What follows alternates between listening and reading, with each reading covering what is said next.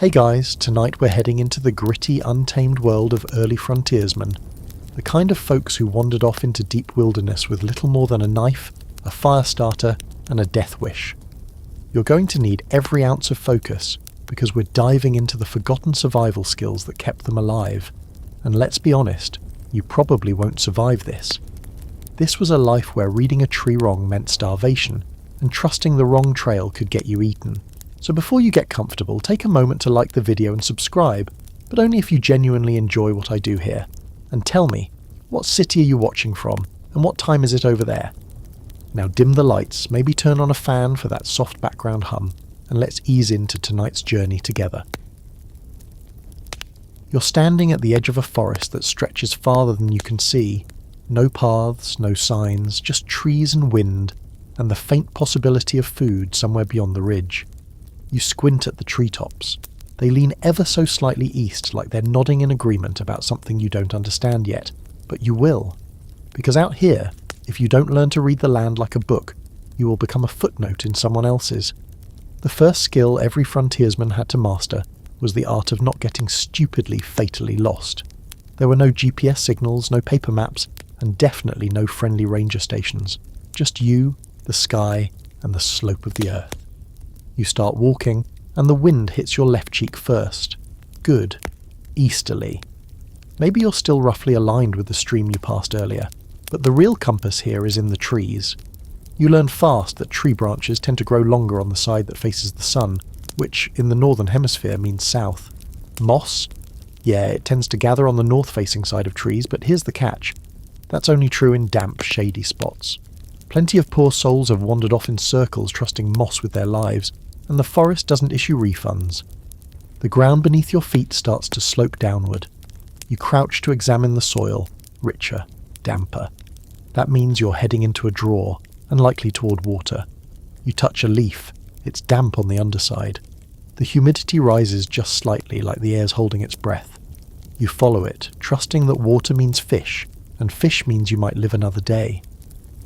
As you hike, your senses sharpen. You start noticing patterns. Crows gather in groups near disturbed ground. That could mean a recent predator kill, or a human one. The bark on one tree is stripped about 6 feet up, exposing pale inner wood. A bear's been here. You press your fingers to the gouges. Maybe 2 days old. Deep enough to be serious. You don't linger. There's a sound that begins to tune into your awareness. Not just birdsong, but types of birdsong. Some birds sing constantly, until they don't. That sudden silence, that's not random. That's a warning. Something bigger than them just entered the area, and now so have you.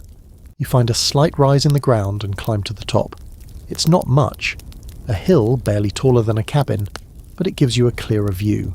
You spot a ridgeline to the west, heavy with conifers, and lighter woods in the east.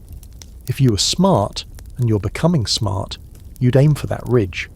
It offers better cover, better resources, and less competition from game already hunted out of the lower lands.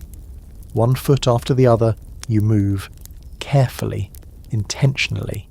You stop often, not because you're tired, though you are, but because you're learning that motion isn't the default here. Observation is. You notice broken branches and realise they're not from wind but from elk. You see trampled brush and study the angles. Someone passed through here with a cart or sledge, maybe weeks ago, maybe longer. The track dips into a ravine and vanishes. You don't follow it. That's how ghosts are made. You come upon a tree that's been struck by lightning. It's dead now, splintered down the middle, but its remains point roughly northeast, where the storm came from. You make a note in your head. The wind and storms mostly blow from that direction, which means that food-bearing plants will grow thicker on the sheltered side of rocks and logs. It also means that predators, like wolves and cougars, are more likely to bed down in those same protected spaces. Another mental note. The best places to find food are often the same places where you might become food. Now, here's the quirky part. Some frontiersmen, especially the eccentric loners, believed in reading ant hills. No joke. They'd squat beside them, watch which direction the ants were building their entrances and use that to determine wind patterns or seasonal shifts. Was it scientifically sound? Debatable. But out here, you use every trick you've got, even if it comes from watching bugs with a little too much enthusiasm. And here's where the scholars still debate. Did these skills originate purely from experience, or were some of them inherited from indigenous knowledge? The truth is, the line is blurry. Many frontiersmen learned from native guides, often without credit, and absorbed thousands of years of hard-earned survival knowledge. Others stumbled their way into it after losing companions and nearly starving half to death.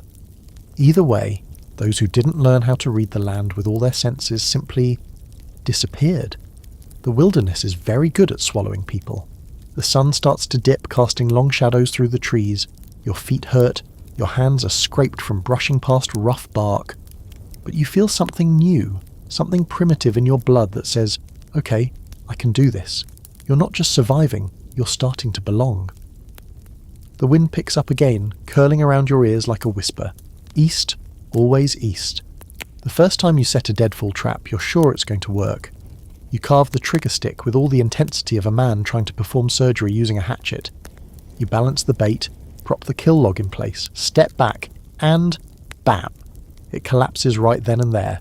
No squirrel, no rabbit, just crushed hopes and a broken twig. Welcome to the second survival skill. How to make dinner fall out of the sky without blowing off your own fingers.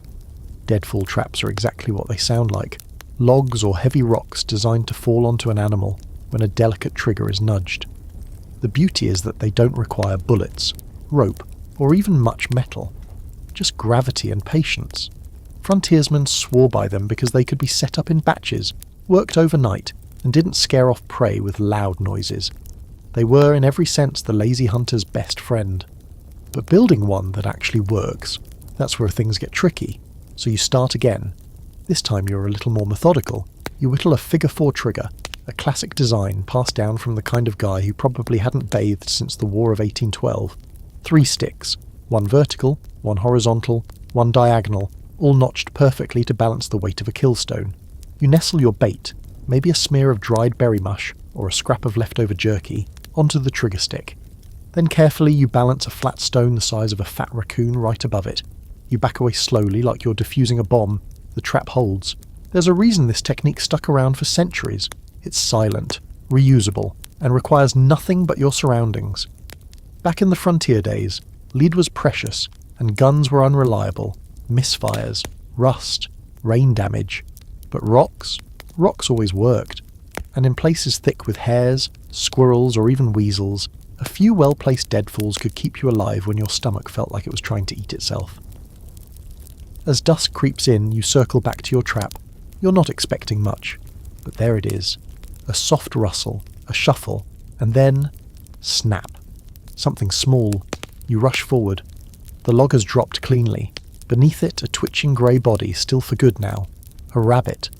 You kneel down, more reverent than you expected, and give a quiet thanks. You didn't grow this. You didn't buy it. You built a machine from sticks and instinct, and it worked. The fire crackles low that night. You cook slowly, rotating the rabbit meat on a spit. The scent makes your mouth water. Smoky, gamey, tinged with pine resin from the firewood. The meat is lean, a little tough, but it fills your belly in a way hardtack never could. You feel the warm glow not just from the fire, but from the success. This wasn't luck. This was skill.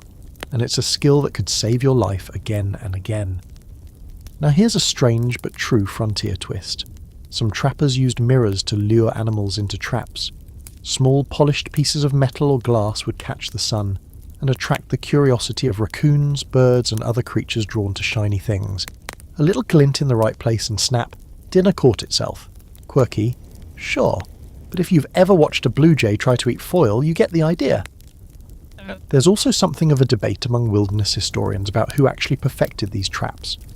Native tribes across North America had used deadfall traps long before Europeans arrived, many with designs more efficient than anything the settlers cooked up.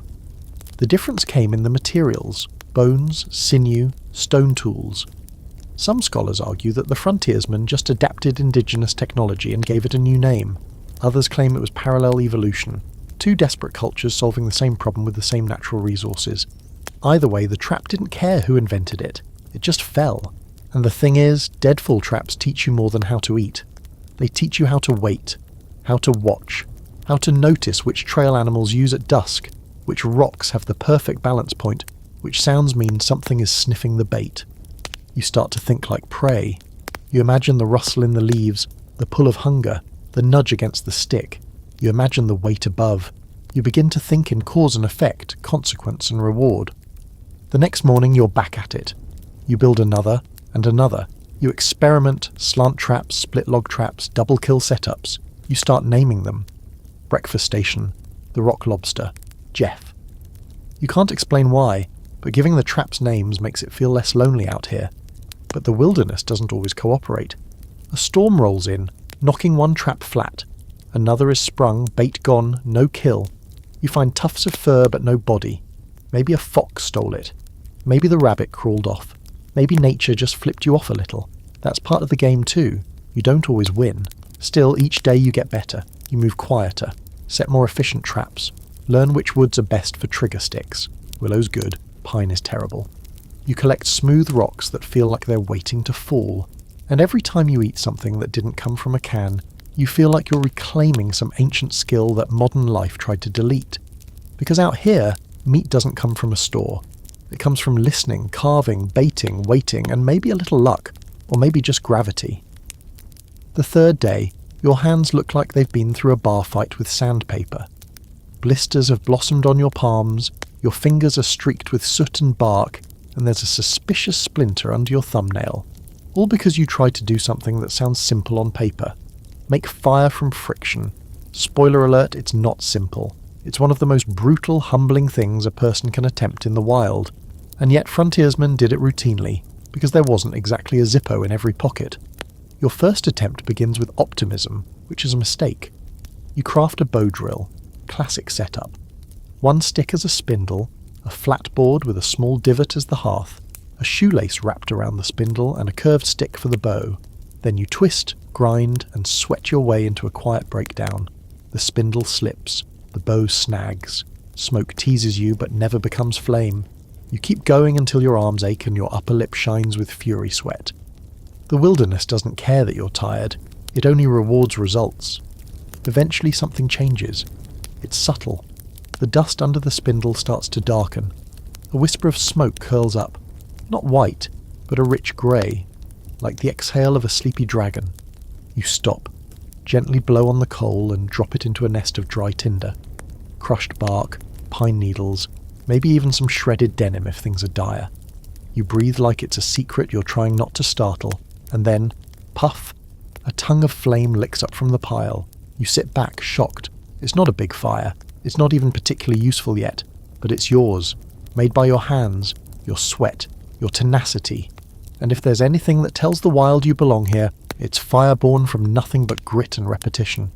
Frontiersmen knew 1,000 ways to make fire because failure was not an option. Fire was heat, light, safety. A way to cook meat that wouldn't give you nightmares and digestive trauma. It was a deterrent against predators, a signal to other travellers, and sometimes the only friend you had when the cold started whispering fatal lullabies. There were alternative methods too. Flint and steel, sure, if you had them, but flint doesn't always spark on command. The sun and glass method worked if you had a lens and perfect timing. Some survivalists even carried charcloth, bits of linen cooked in a tin so they'd catch sparks easily. But the friction methods, bow drill, hand drill, fire plough, those were the purest, the most stubborn, the ones that didn't depend on gear you could lose. It's here that you start to appreciate just how much thought went into something we now take for granted. The choice of wood mattered. The spindle should be a soft wood like cedar or willow, something that smokes without catching fire itself. The hearthboard needed to match, and the bearing block, that top piece where the spindle spins, had to be harder, smoother, often lubricated with pine sap or animal fat to reduce friction there so you could increase it below. Every component had a role, and none of it worked if you were lazy, impatient or sloppy. You remember hearing once that some Native American tribes would test young men with fire-making as a rite of passage. No match, no flint, no dinner. Just you, your tools, and the knowledge passed down through generations. It wasn't just survival, it was a measure of character. And then there's the weird history, like the old fur traders who believed women had better luck starting friction fires because of something about gentle touch and spiritual balance. Is it nonsense? Probably. But try telling that to a grizzled mountain man who just watched his wife light a fire in 30 seconds, while he sweated over his own like a caveman with performance issues. There's even debate among historians about just how often friction fire was used.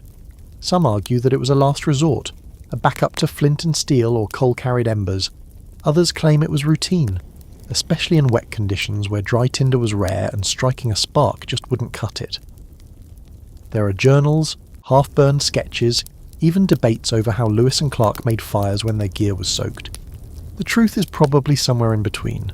Later, when you sit beside your small fire, the warmth soaking into your legs and the smoke curling lazily into the air, you realise it's not just about heat, it's about power. For the first time out here, you've made something, not found it, not borrowed it, not trapped it. You created a living flame. That spark, that's yours. It obeys you. As night falls, you feed the fire slowly. A few twigs, a dry branch, a pine cone for fun. You feel connected to something ancient, something shared across every culture, every era. Fire is older than memory, older than language, and now you've earned it. But it's not all romantic. Ash gets in your eyes, sparks nip your hands, you'll smell like smoke for days, and in a pinch, fire can betray you, drawing attention, draining resources, and turning on you if you get careless. That's the irony. The same flame that saves you can also doom you. Still, in the balance of wild living, there's nothing more empowering than knowing you don't need a lighter to survive. Just wood, sweat, time, and enough stubbornness to make even the elements back off for the night. You wake up to the soft hiss of dew dripping from pine needles, your fire long gone cold, your breath clouding faintly in the morning chill. The trees loom like silent sentries around you, and for a second you have no idea where you are. That's not a metaphor, you're genuinely lost. The good news, you haven't screamed yet. The bad news, you probably should have paid better attention to your surroundings before you wandered off to relieve yourself half asleep. But this is exactly why the fourth survival skill matters. Navigating with nothing but the natural world and a little common sense. There's no compass swinging from your belt. Your phone, if it even made it out here, is a glorified flashlight at this point. So you do what the frontiersmen did. You listen, you look, you breathe. Navigation wasn't about tools back then, it was about observation. Where does the sun rise? What direction do the clouds move? What side of the tree is the moss growing on? And more importantly, what's the context? You start with the moss trick, that old cliché. Sure enough, thick green fuzz clings to one side of the nearby tree trunks. North, right? Well, maybe. You remember now, moss grows where it's moist, not just where it's shady. That means in a dense forest like this, the moss could be on any side, depending on water runoff, tree cover, and even animal traffic. It's a hint, not gospel. Still, you note the general trend. Most of it seems to favour one side. You pick that direction and keep it in mind, but you're not betting your life on green fuzz. Then there's the trees themselves. Pines tend to lean ever so slightly away from prevailing winds, usually west to east in these parts. You glance up. Yep, they're angling just enough to suggest yesterday's breeze wasn't random. Bark is thicker and rougher on the north side, smoother on the south. You test it, comparing a few trunks. There's a pattern. Subtle, but there. You start piecing it together like a puzzle. Tree growth, wind lean, shadow angles, and even the shape of anthills. Yes, again with the ants. They tend to build entrances facing the morning sun, but nothing's quite as dependable as the sky. Around mid-morning, the sun climbs into view through the breaks in the canopy. You extend your arm and mark its position. A little east of centre, meaning you're still in the earlier part of the day. You hold a stick upright and watch its shadow. After 10 minutes, the shadow has moved slightly, enough to estimate direction. West is where the shadow moves away from. East is where it leans toward. You build your own compass, one shadow at a time. That's when you hear it. A faint trickle, like a nervous whisper. Water. A stream or runoff. Maybe even a spring. Water always flows downhill, and downhill usually leads to civilization. Or at least a wider river. You follow the sound, picking your way through underbrush, stepping over roots and through webs you really hope were abandoned. The water appears, narrow and fast-moving, tumbling over rocks. You crouch and sip a handful. Cold, clear, probably glacial. You make a note to boil some later just in case there's a parasite with your name on it. Streams are like roads in the wilderness. You can follow them, not directly unless you want to twist an ankle, but you can trace their path. Trees change near water. You start noticing more willows, fewer firs. Animal trails hug the banks. Old trappers and scouts called these game corridors. If you're lucky, you might even find a marker, a carved tree, a scratched rock, something a human left behind. You spot a tree with a faint notch cut near the base. Could be natural, could be a blaze, a trail marker. Either way you follow. Here's a fun bit of frontier weirdness. Some woodsmen swore by moon direction, claiming you could navigate at night by remembering which phase the moon was in and which part of the sky it favoured. Waxing moons rose in the east, waning ones leaned west. Accurate? Borderline folklore. But if you're lost under a starry sky with nothing else, it's better than wandering aimlessly. And speaking of stars, nothing beats Polaris, the North Star. If it's dark enough and clear, you find the Big Dipper, trace the line from the two front stars of the bowl, and follow it to the one star that seems not to move. That's your true north. Frontiersmen navigated entire territories by that single point of light.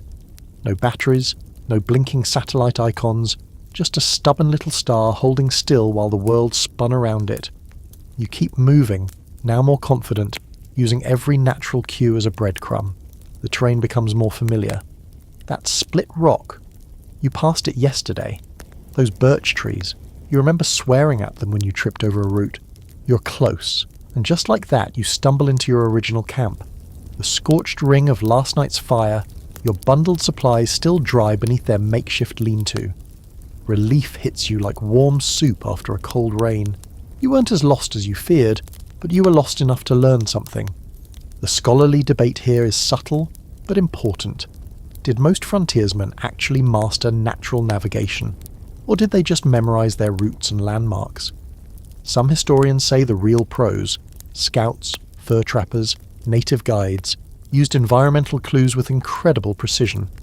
Others argue the average settler couldn't navigate worth beans and just stuck close to well-worn paths or rivers. The truth probably lies somewhere in between.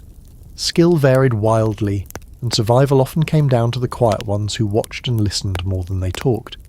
You settle back into your camp, heart still thumping from the stress. A fire is next. Maybe breakfast. But something's changed. The forest doesn't feel like a trap anymore. It feels like a map. A breathing, moving guide that doesn't lie but also doesn't help the lazy. You have to earn your direction out here. And now you know how. You don't wake up hungry. You wake up hollow.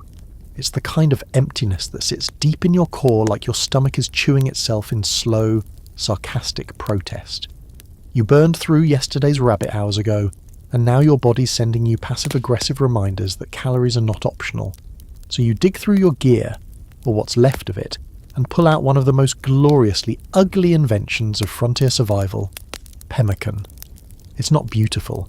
In fact, it looks like something scraped from the underside of a bison.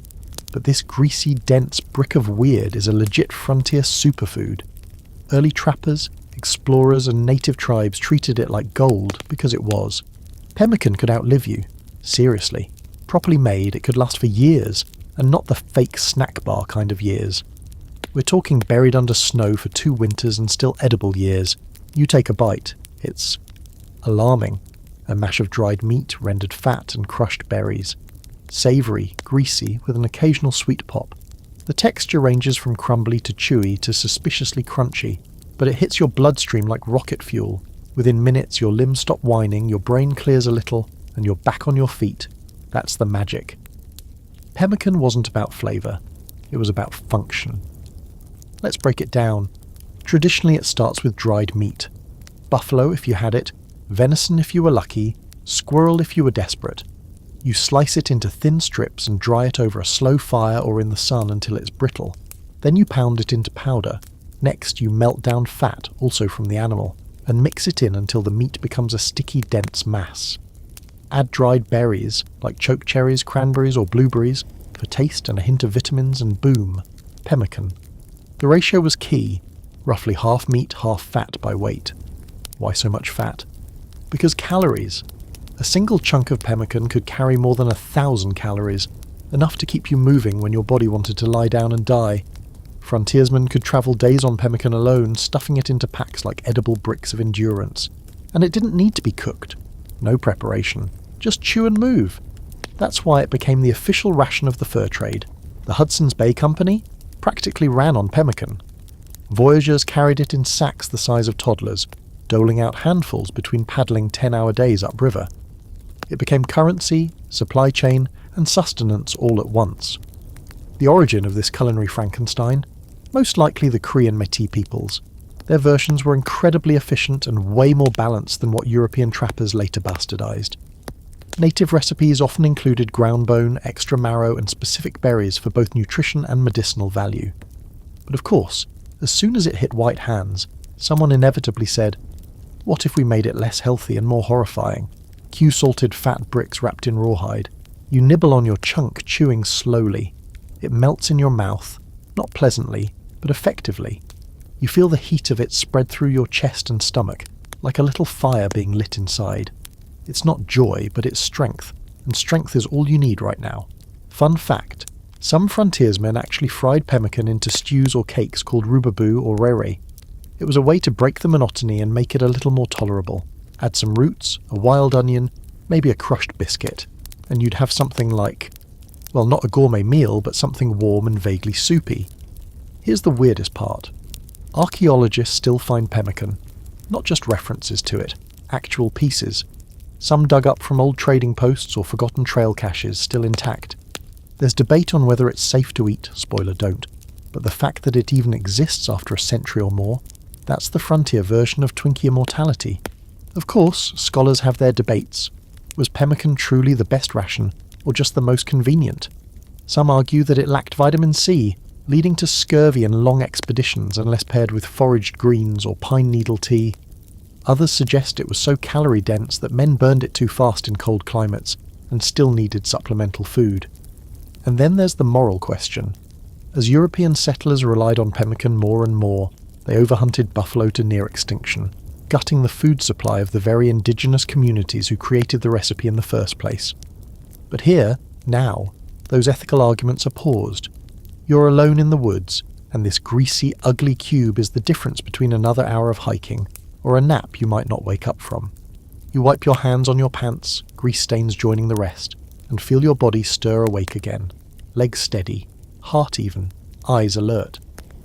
You pack the remaining chunks away carefully, wrapped in oilcloth. This isn't casual food, it's emergency food.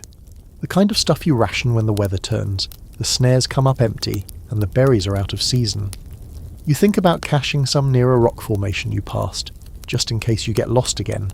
Another skill, another day.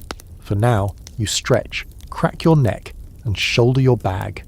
One last bite, and you're back on the move, carried forward by a centuries-old recipe that somehow outperformed every protein bar in your old life. Ugly, greasy, tough. But pemmican keeps you alive. The trail you're following, if you can even call it that, turns into a game of animal whispers. No clear path, no signposts. Just broken twigs, subtle paw prints, and the kind of disturbed leaves that make you squint and wonder, was that me, or something else? This is where survival skill number 6 steps in, tracking animal sign. And it's not just for hunting. Out here, learning to read the daily gossip of the wilderness means knowing where food is, where danger sleeps, and where you should never, ever pitch your camp. You start to notice them. Footprints. At first they're hard to see, just vague impressions in the soft earth. But then they start to speak. A cloven hoof print here. Deer, likely. Maybe 2 or 3 of them, moving single file through the brush. You crouch and press your fingers beside one. The edges are sharp, the soil still slightly springy. Not fresh, but recent. Maybe this morning. A few paces further, a different shape. Rounded pads, claws faintly visible. Not a domestic dog. No one's walking their golden retriever out here. This is wild canine. Coyote or wolf. You study the spacing between steps. Long strides, tight grouping. Probably a lone wolf. Your gut tightens, but it's not fear exactly. It's awareness. That primal hum in your blood that says, you're not alone, and you never really are. Back in the day, frontiersmen relied heavily on reading animal sign. It wasn't just about finding dinner, it was about staying alive. Paw prints, droppings, fur snags, claw marks on trees, all were part of the wilderness bulletin board. The more fluent you became in this language, the longer you lasted. Now you find scat, animal droppings, because yes, that's part of the job. This one's pellet-like and dry. Herbivore. Deer again. Likely the same group. You remember reading that indigenous trackers could tell how long ago an animal passed by the heat of its dung. You're not that committed yet, but you do tap it with a stick. Warmish. Okay, moving on. You come across a fallen log with the bark shredded on one side, deep gouges running vertically. Bear. Black bear, judging by the height. Grizzlies don't usually live this far into these woods, but still, you note it. Bears will mark trees to claim territory or stretch. These weren't random scratches, they were a post, a billboard. You don't need to be fluent in bear to get the message. Mine. The forest gets quieter as you move forward. That's another sign. Birds go silent when something big passes through. You hear your own breathing too loudly, feel your heartbeat in your ears. Then, snap. A quick crunch in the underbrush, you freeze. Something's moving ahead. It's heavy but not crashing. Methodical. You ease your way around a tree and catch a glimpse. A doe, graceful and twitchy, moving through the brush like it's on tiptoe. You don't even breathe until it vanishes from view.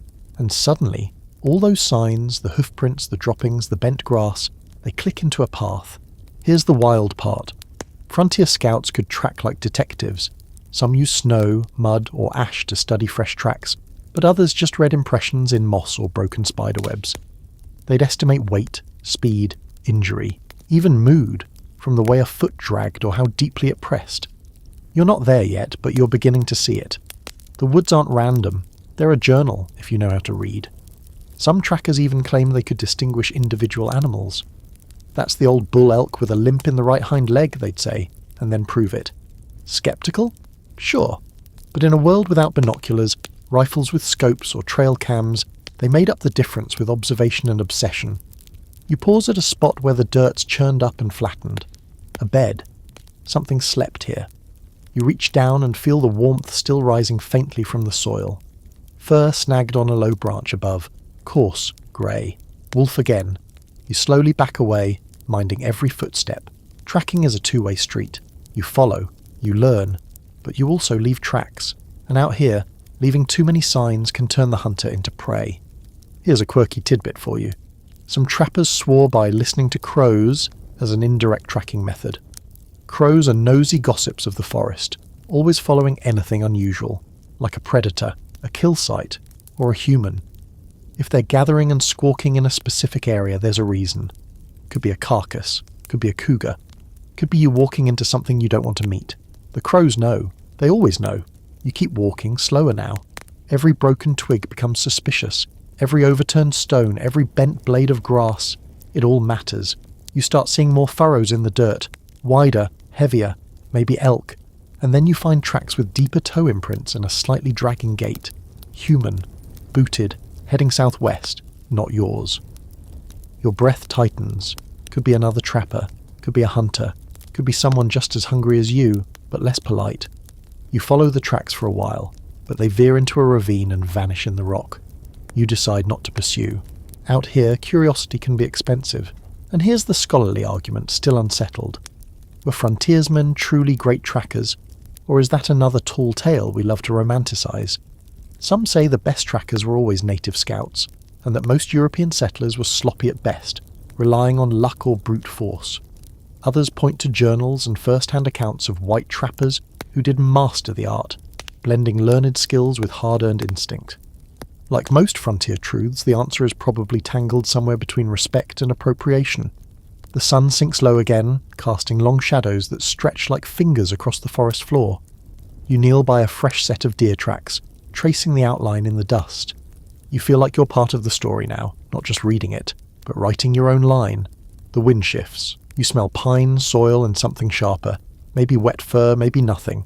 Either way, you're listening. The clouds start to gather in the early afternoon, drifting in like a slow-motion threat. 1 minute you're squinting at the sun and swatting mosquitoes. The next you feel the first cold drop of rain hit the back of your neck like nature's version of a warning slap. Out here, when the sky changes, you change with it. Because if you don't find shelter before the storm hits, you're going to learn firsthand why exposure, not hunger, not bears, is the #1 killer in the wild. Time for survival skill number 7. emergency shelter building, the wet, muddy, glorious art of not dying in the rain. You scan the terrain. Trees everywhere. Flat ground, rare, natural overhangs, none in sight. You don't have a tent. You don't even have a tarp. Just some cordage, a knife, and a brain that's currently racing through every memory of wilderness tutorials you've half watched and half remembered. The clock is ticking, the wind picks up and the birds go silent. You spot a low area beneath a tangle of fallen trees, half covered in moss. Not perfect, but it's a start. You get to work. First, structure. You drag a thick branch into a ridgepole between two stumps, then lean other sticks against it to form a slanted frame. It's crude, it's uneven, but it's something. Next comes insulation. You gather pine boughs, dead leaves, ferns, anything dryish and layered. You start layering them over the frame like shingles, overlapping them so the rain will shed off instead of drip through. Your hands are scratched, your knees are muddy. You are, for all intents and purposes, becoming one with the forest floor. And then you remember the ground. Cold, wet, lethal if you lie directly on it. So you build a bed, a thick mat of leaves, branches, bark strips, anything to lift you off the cold earth by even a few inches. It's not soft, but it's insulating, and insulation means survival. The rain hits just as you finish your final patch. It's not a light drizzle, it's a full sloppy downpour, like the sky suddenly realised you weren't miserable enough. You dive inside your shelter, curl up on your makeshift mattress, and wait. The smell is earthy, musty, alive. Rain taps on the leaf roof above you in a rhythm that's almost soothing, if you weren't actively wondering whether you'll wake up in a puddle. But somehow, it holds. Water trickles down the sides but doesn't drip through. Your bed stays dryish. The wind whistles outside, tugging at the shelter like it's testing its strength, but the ridgepole holds. It's not pretty, it's barely respectable, but it's working, and that's the entire point. Frontiersmen had to master shelter building fast, or they simply didn't wake up the next morning. Weather didn't care about your experience level. A cold snap could kill just as quickly as a cougar. Rain could soak you through and rob your body heat in minutes. And snow? Don't even start. Out here the elements always win, unless you build something that cheats them. Some use lean-tos, like the one you just made. Others dug shallow trenches and stretched bark or hides over them to form low-roofed huts. The most ambitious built entire brush lodges or used debris to form domed nests like giant bird shelters. The guiding principle was always the same. Insulate, elevate, ventilate, and make sure you don't trap your own smoke if you're foolish enough to light a fire inside. Here's where things get interesting. In a pinch, some trappers used animal hides as shelter walls. After a successful hunt, they'd stretch a skin over a frame and sleep inside it like a prehistoric sleeping bag. Warm? Absolutely. Horrifying. Also, yes, especially if you're sharing space with leftover smell and the occasional curious scavenger. One recorded frontier oddity involved using hollow logs as emergency shelters. A tight squeeze, sure, but if you found one big enough, and could evict whatever lived there, you had instant protection from wind and rain. Some trappers even carved shallow grooves inside to let condensation drip away instead of soaking their bedding. Resourceful. Also possibly insane. The scholarly debate here centres around just how advanced frontiersmen's shelters were. Some argue they were primitive, relying heavily on luck and improvisation. Others believe that certain groups, especially those with indigenous guides, constructed sophisticated, weatherproof dwellings using local knowledge and techniques. The truth, again, lies somewhere in the mess. Some men froze to death in half-baked brush piles, while others built snowblock mansions that withstood blizzards. You huddle in your shelter as the wind howls louder. You can't stretch your legs, your right foot's asleep, but you're dry, you're alive, and in the middle of nowhere, that's all that matters. You think about how much more comfortable a proper tent would be, sure, but you also realise something else. You built this with your own two hands. Nothing fancy, nothing store-bought, just instinct, desperation, and sticks.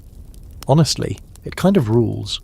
Hours pass, the rain slows, you peek outside, the forest glistens, washed clean, mist curls up from the ground like steam from a just-emptied pot.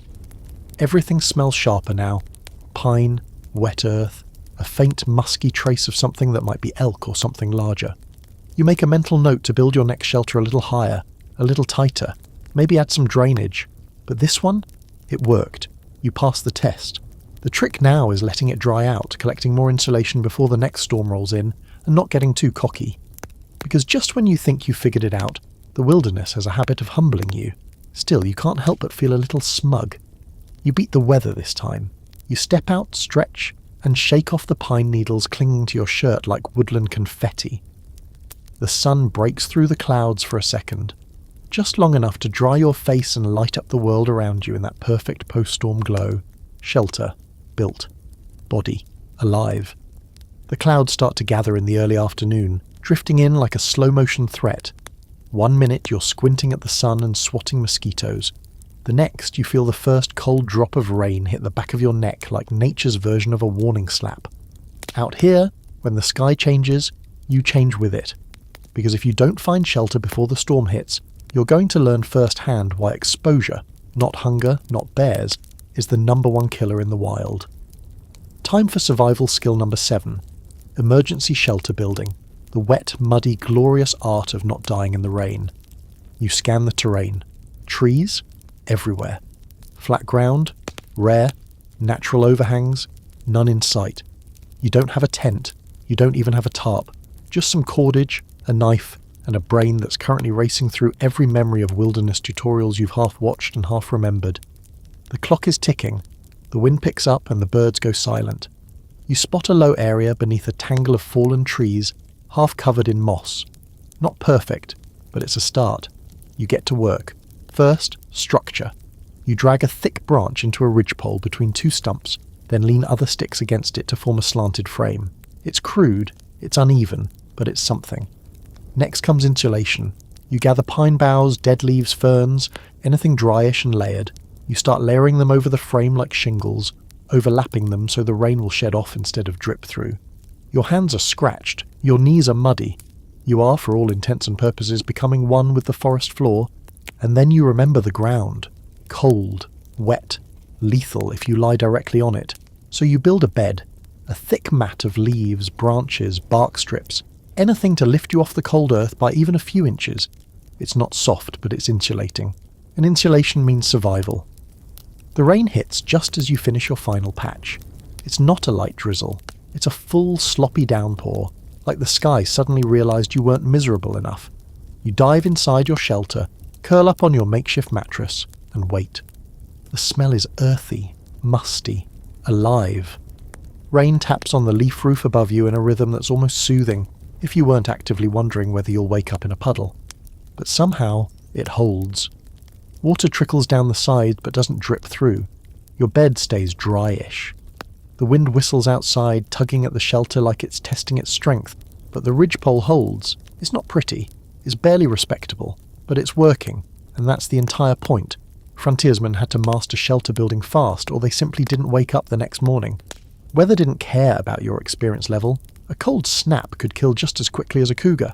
Rain could soak you through and rob your body heat in minutes. And snow? Don't even start. Out here, the elements always win, unless you build something that cheats them. Some used lean-tos like the one you just made.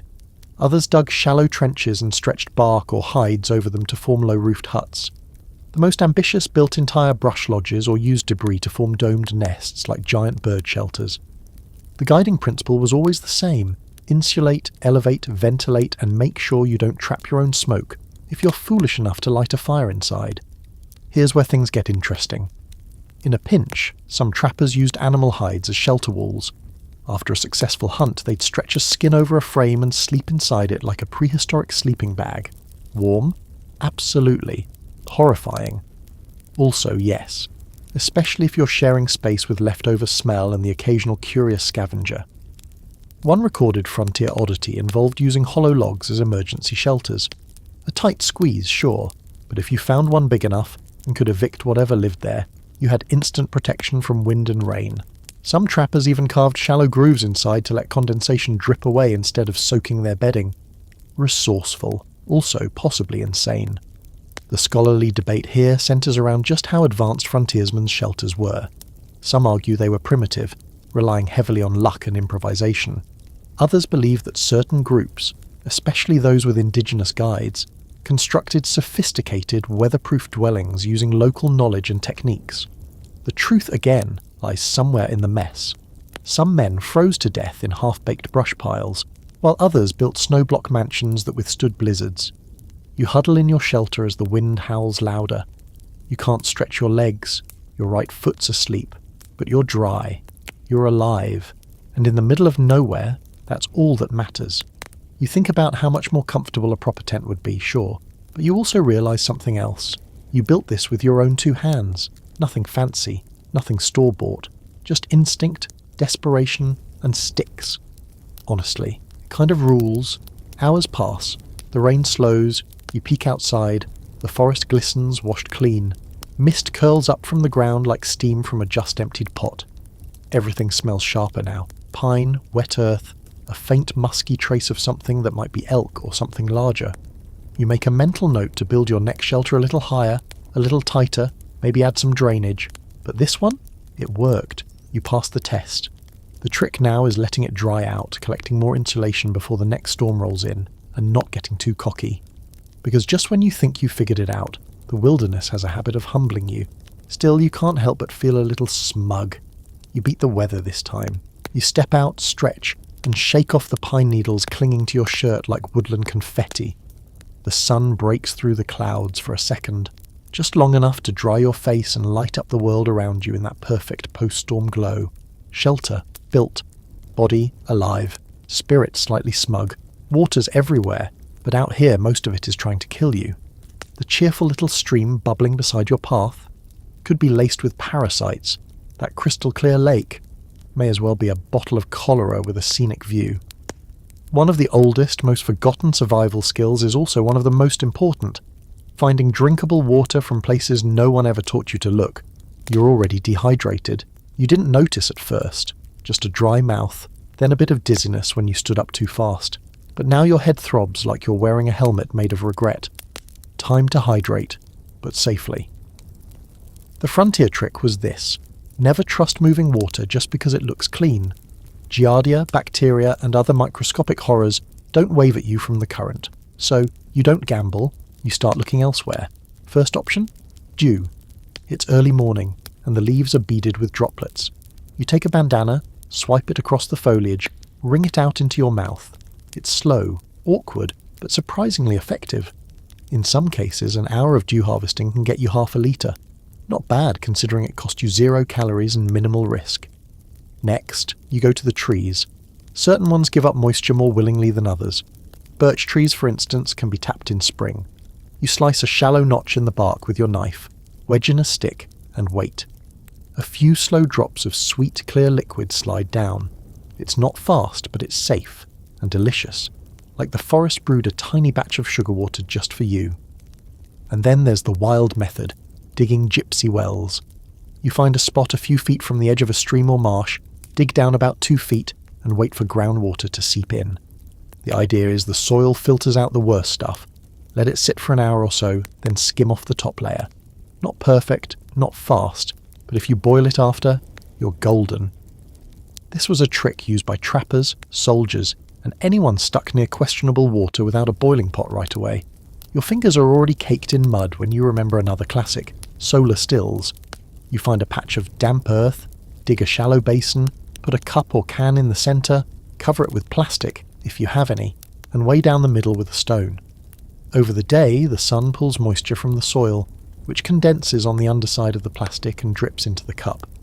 Frontier folks didn't have plastic wrap, obviously, but they'd use animal bladders or oiled cloths in the same way. If you can stomach the aesthetics, it's a brilliant method of making clean water out of basically dirt and sun. One of the most overlooked sources? Vines. Not all are safe, but some jungle vines, or in temperate zones, grapevines, can be cut and drained. You slice near the bottom and lift the vine vertically. Water flows in a slow trickle, earthy but clean. It's like nature's version of a reusable water bottle, and depending on the vine, you might pull a pint or more from a single cut. And here's a fun fact from the fringe. Some early frontiersmen swore by licking frog bellies. No, seriously. The theory was that frogs absorb moisture from their surroundings, and the dew that clings to their bellies is safe and pure. The reality? Gross and possibly very ineffective, but it tells you how desperate and creative people got when they were on the edge of dehydration.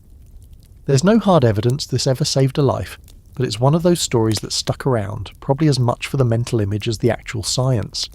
Meanwhile, scholarly debates continue about just how accurate frontier water sourcing really was. Some say the idea of safe natural springs was mostly myth, that many illnesses blamed on bad air were actually waterborne.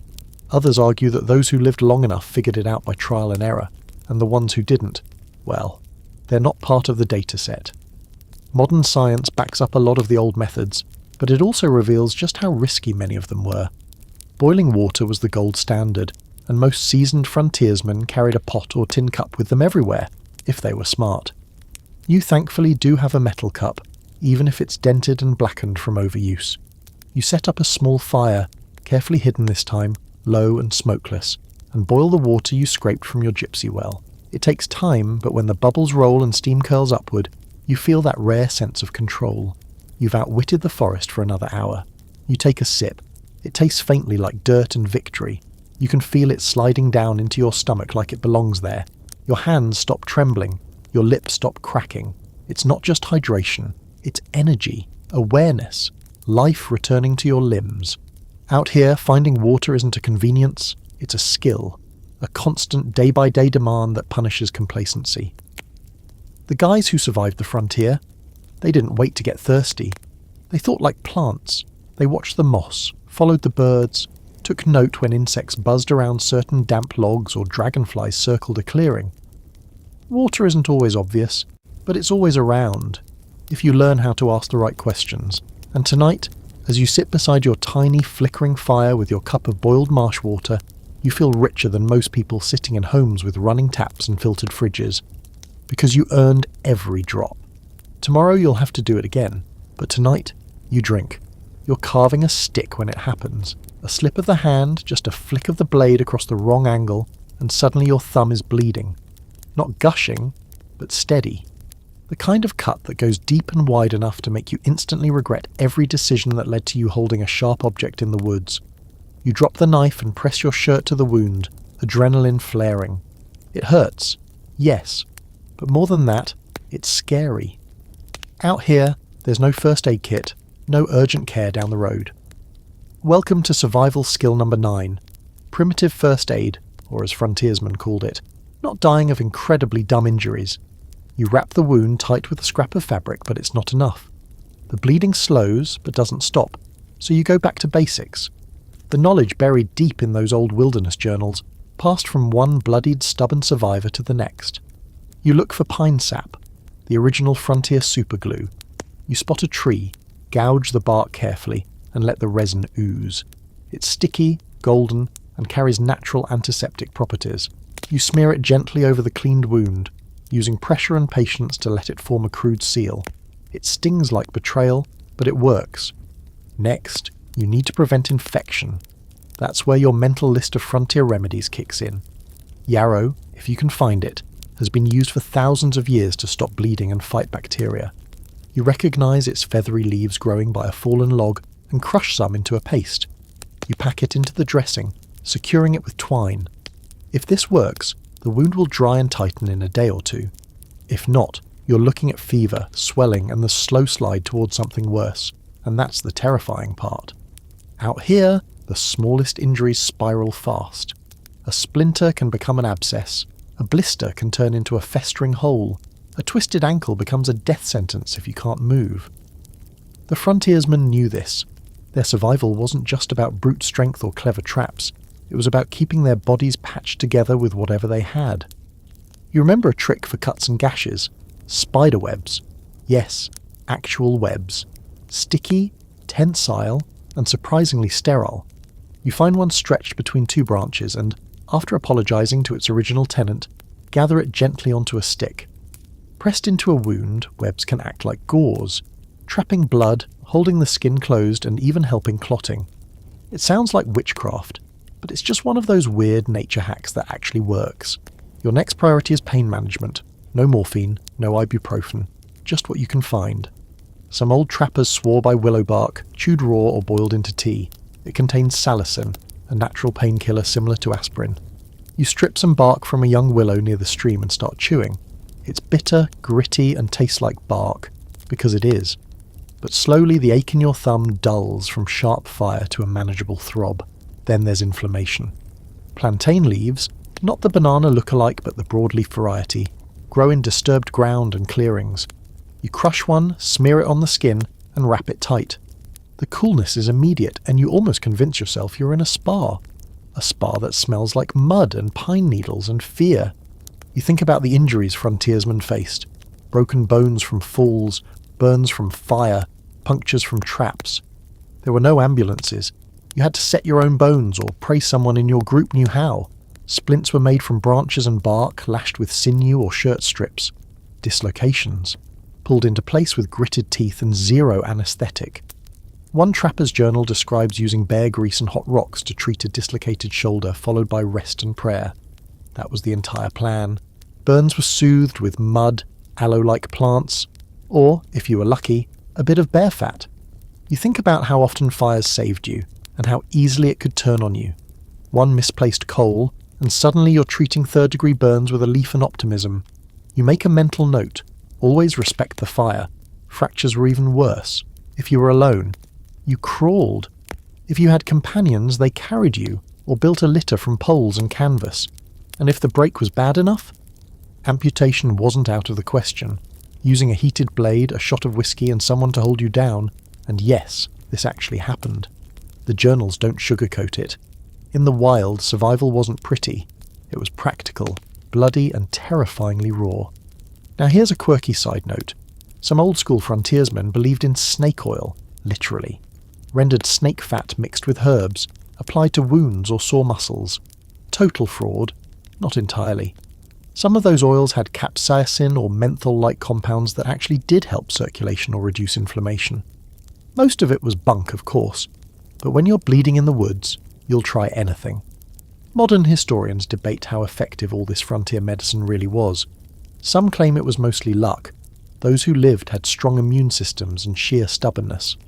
Others argue that indigenous medicine, adopted and often stolen by settlers, provided real tested remedies. Yarrow, echinacea, willow, mint, lavender. Plants we now process into pills were once just weeds, with instructions carved into tribal memory. Back in your camp, the storm clouds have passed, and the forest glows with that strange post-rain quiet. Your makeshift bandage is holding. Your thumb throbs but isn't bleeding. You sit back against a log, sip the last of your willowbark tea and sigh. It's not comfortable, it's not clean, but it's working. You've survived your first real wound, not with antiseptics or gauze or tetanus shots, but with bark, sap, and a bit of animal instinct. Out here, first aid doesn't come in a red plastic box. It comes from memory, from mistakes, and from whatever the forest is willing to give you. Your body isn't perfect, but it's patched, held together by leaves and grit and some long-forgotten wisdom that feels like magic. And right now, that's enough. The footprints aren't yours. You notice them just after sunrise, half sunk into the damp soil near the edge of your camp, where the light brush gives way to soft, silty earth. The prints are broad, heavy, deliberate. Human, not barefoot, booted, fresh, and not the kind of thing you want to find when you thought you were alone for miles. Your breath catches. You glance behind you like some instinct from 10,000 years ago, just woke up and whispered, "You're being followed." It's time for survival skill number 10, tracking and counter-tracking, or how to follow others, and not let anyone follow you. You crouch low, heart thudding. The prints angle away from your camp toward the ridge. Whoever it was passed through during the night or early morning. You didn't hear them, which is a problem. Either they're better at stealth than you, or you were too deep in sleep to notice a bear dragging you away by the foot. Either way, you decide to follow, carefully. The first thing you learn about tracking people is that it's a lot like reading a diary written in code, and some of the entries are lies. The tracks are evenly spaced, about a foot apart. No scuffs, no drag marks. This person was moving confidently, not limping, not panicked. You trace the path for about 20 yards before you find a cigarette butt. Old school, filtered. Maybe a week old, maybe yesterday. You pick it up, sniff it. Stale but recent enough to make your skin crawl. You start thinking like a predator, but also like prey. Because in the wilderness, you're always both. You remember the basic rules of counter-tracking. The stuff that old mountain men knew, as well as they knew how to load a flintlock, walk on hard surfaces when you can, brush out your own tracks with pine boughs, step in the footprints of game or over rocks. If you cross water, exit downstream to confuse anyone watching from the bank. You try to apply these. As you follow the stranger's trail, you also start brushing away your own. Every dozen steps you double back, step sideways, switch to rocky terrain. You pull a branch along behind you to wipe out your boot prints. It's slow, it's tedious, but if someone's watching, you want them to see nothing. The trail leads to a ravine, steep-sided and full of leaf litter. You drop into it and pause. Here's where the forest becomes a chessboard. You think 2 moves ahead. If you were being tracked, where would you hide? Which route would make you visible from above? Which would give you an escape route if things went sideways? You find a second set of prints, smaller, lighter, possibly a woman, or a young man. The tracks intersect briefly with the larger set, then veer off. 2 people? Or did the first person circle back? You chew the inside of your cheek. You don't like this. It feels intentional, like you're being lured. Back in the frontier days, tracking wasn't just for hunting, it was warfare. Native scouts, especially from tribes like the Apache or Comanche, were legendary for their ability to follow or evade. They could read a broken twig like it was a confession, tell whether a rider was wounded from how their horse moved. And on the flip side, they could vanish, leaving false trails, walking backward, even brushing out their own footprints with feathered branches tied to their ankles. Ghosts in the underbrush. Some old-school trappers picked up these techniques. Most didn't. Many paid for it with arrows in their backs, or simply disappeared into the woods, never found again. The skilled ones survived by always assuming they were being watched. That's a mindset, not a method. You have to think like your enemy, or your prey, and assume that the forest is never fully on your side. You find a ridge with loose gravel and do a quick test. You step once. Stones scatter, loud. Step again, softer, placing your foot sideways. Less noise. You mark this in your brain. Noise discipline matters. If they're listening for you, one careless step gives you away. Now for the weird part. Some trappers would purposely fake tracks. Drag a branch behind them to suggest weight. Walk bowleg to appear injured. Some even carved false boot soles into pieces of wood, strapping them under their feet to leave confusing prints. One journal mentions a man who used carved bear paws as soles, just to throw off rival hunters. Brilliant. Possibly insane. Back in your world, the trail ends near a stream. The prints vanish at the edge. You scan the opposite bank, nothing obvious. But if it were you, you'd travel downstream to mask your scent and step out where the water's muddier. Less chance of leaving clear prints. You follow that hunch. Sure enough, 50 yards down, you find a smudge in the sand. A partial heel. Gotcha. You don't follow further. Something in your gut says stop. This isn't your fight. Whoever they are, they know the land, and you're not equipped to play hide-and-seek with strangers who roam silently in the night. Instead, you turn your attention back to your trail. You've left too much sign. From here on out, you move differently. You stop stepping in soft soil. You use rocks. You avoid leaving patterns. No rhythm to your pace. You double back again just in case. And when you make camp that night, you don't light a fire. You eat cold pemmican, huddled in shadow, listening. The night has a texture you haven't noticed before. Layers of sound, shifting breezes, tree limbs creaking. Nothing moves nearby, but you don't sleep much anyway. There's a debate among historians about how much of this tracking paranoia was real, and how much was myth. Were frontiersmen truly that skilled at following and evading each other? Or have we romanticized them into superhuman woodsmen? The truth is probably more nuanced. Some were amazing. Others died trying to become amazing. Either way, it mattered. Because out here, leaving tracks wasn't just careless. It was dangerous. You wake the next day stiff and tired but undetected, as far as you can tell. No fresh prints, no broken brush. You move on. From now on, every step you take will leave less behind. You haven't spoken a word in days, and the silence is starting to feel thick, like the forest itself is holding its breath. Every sound, every bird call, every twig snap, sits sharper in your ears than it did before. You've noticed your own heartbeat, the scrape of your boots, even the swish of your clothes against the brush. And now you're thinking about another essential forgotten frontier skill. Communication without noise. Smoke signals, silent signs, and gestures that could mean the difference between rescue and an ambush. Because sometimes, out here, Not speaking says more than shouting ever could. You crouch at the edge of a clearing and imagine you're with a partner. Someone on your team, someone down range, someone watching. You can't yell. That'll bring everything with teeth straight to you. So instead you think in symbols, universal, visual, quiet. You take a stick and carve a spiral into the dirt. You draw an arrow pointing west, then snap a twig beside it. That's a message. I went this way. It's safe, for now. Frontiersmen used these kinds of signs constantly. A bent sapling tied with grass meant someone passed this way. A stack of rocks, 3 high, leaning slightly, could mark a hidden trail, a cache of food, or a danger zone. Even footprints could be manipulated, turned sideways or partially brushed out, to send a signal to anyone following. Stop here, or loop around, or don't trust what you see. You take a flat rock and scratch a small symbol into the side of a tree. Not deep, not damaging, just a mark. Half circle, your sign. A primitive signature in a place where letters don't matter. Later, if you need to find your way back, this little crescent will catch your eye like an old friend waving from the shadows. Then you build a tiny cairn, 5 stones stacked carefully, each slightly offset. You place it beside a tree with bark peeled in a diagonal slash. Another signal. Not just I was here, but this is a route. To someone else it might mean nothing, but to someone who knows your code, it's a trailhead. Of course, the oldest nonverbal signal on the frontier was the one everyone knew. Smoke. A single column, slow and wide, rising above the treetops. That meant someone had made camp. 2 quick puffs followed by a long one. Possibly danger. Patterns varied by region, but the principle stayed the same. If you saw smoke where there shouldn't be any, you either headed toward it with hope or avoided it with dread. You collect some damp leaves and green wood, stack them in your fire pit and test it out.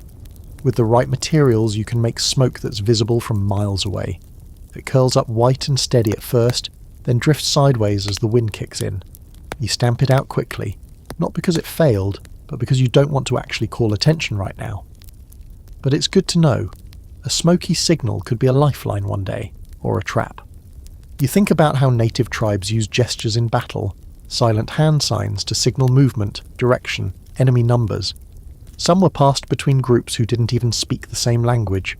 The signs became a common tongue in the wilderness, like ASL carved into bark and muscle. Point, fist, open hand, fingers spread, fingers curled. You try a few as you walk, even if there's no one to see them. It's practice. One day, it might matter. You also remember hearing about blazes, marks made on trees to indicate a path. Not deep carvings, but shallow scrapes that expose the pale inner bark. Blazes were used on long trails, trap lines, or to mark property boundaries. The trick was making them noticeable without advertising them to just anyone. A skilled trapper could make a mark low on the inside of a bend, hidden behind a branch, visible only if you knew where to look. There's a strange frontier habit you test for yourself. You tie a tuft of animal fur, collected from a bush, around a twig, and leave it hanging at eye level. No natural process creates that shape, so if someone sees it, they'll know it's intentional. Could mean anything, depending on who sees it. Which is the point. You start to get why these systems mattered. In an age without phones, without radios, without even shouting in many situations, people got creative. Messages carved into logs, trails marked with charred sticks, even broken branches pointing subtly in a specific direction. The forest became a chalkboard, and every survivalist had their own dialect. Here's a lesser-known frontier trick: knotted grass. You braid or knot strands in a certain way and tie them around low branches or tall grass. Each knot means something. 1 means danger, 2 means food nearby, 3 could be a warning, hostile territory. It sounds silly now, but when you're exhausted, sunburned and half-starved, even the simplest visual cue can mean everything. Scholars argue about how much of this was systemized versus improvised. Were these methods universally understood, or did they vary wildly between groups? Some say certain fur companies and scout teams developed their own coded signs, like ancient hobo symbols or wartime shorthand. Others believe most communication was totally personal, understood only by the few who created it. The truth? Probably both. Like graffiti tags in a city. Some symbols are universal, others cryptic by design. Now here's a weird, wonderful footnote. Some trappers were known to leave poems carved into trees or painted on rocks. Little messages to the next soul passing through, part warning, part poetry, part madness. The trail runs dry where the hawks fly low, one reads. Another, if you find this, eat the pemmican under the flat stone and don't wait for me. Romantic, creepy, maybe both. But it reminds you that communication in the wild wasn't just survival. It was connection, a way to say, I was here and you're not alone. As night falls, you set up camp in a hollow beneath some tall firs. No fire tonight, no noise, just shadows and signals. You mark a nearby tree with your crescent symbol, add a small pile of pebbles at its base, then drag a branch behind you as you leave to sweep your trail clean. Maybe no one will ever see it, but if they do, they'll know someone came this way. Someone who watched, someone who moved quietly, someone who didn't need to say a word to be heard. The deer carcass is fresh, still warm, steam rising from the entry wound just behind the shoulder. You didn't kill it. That's the first thing you realise.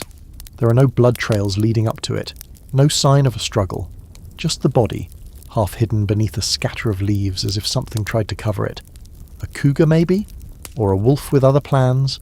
Either way, you're standing over 80 pounds of meat, and all you've got is a belt knife, a few cordage scraps, and your wits. You know what time it is. Survival skill number 12, brain tanning buckskin, or, more accurately, how to turn dead deer into soft wearable gold without losing your mind or your lunch. First, the skinning. You kneel beside the deer and draw your blade carefully along the belly.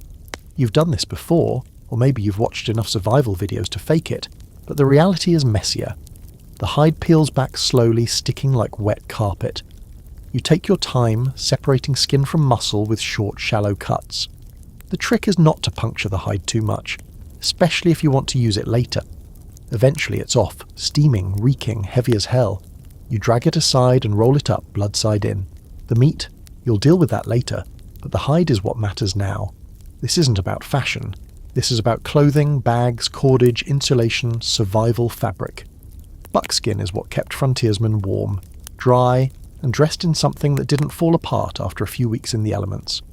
Now comes the part that separates the casual from the committed, fleshing the hide.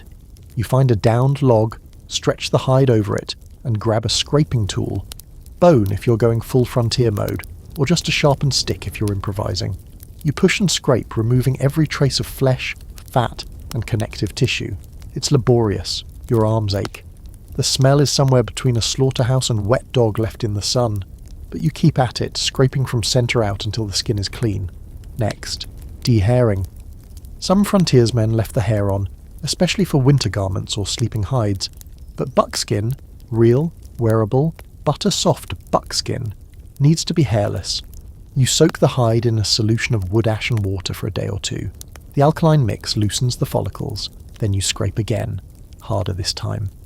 The hair comes off in tufts, leaving behind a pale, raw surface that looks more like suede than fur. It's starting to resemble something useful. But you're not even close to done, because now comes the weird part, the part that earns brain tanning its name. You need brains. Yup, brains. Deer brains, to be specific, though any mammal will technically work. One deer brain contains just enough oils and lecithin to tan its own hide. Nature's twisted little symmetry. You retrieve the skull, crack it open, and extract the pink-grey goop inside. It smells awful. There's no way to sugarcoat this. You mix it with warm water, mash it into a paste, and start rubbing it into the hide. Every inch. Fold, massage, stretch. It's like moisturising leather with a horror movie prop.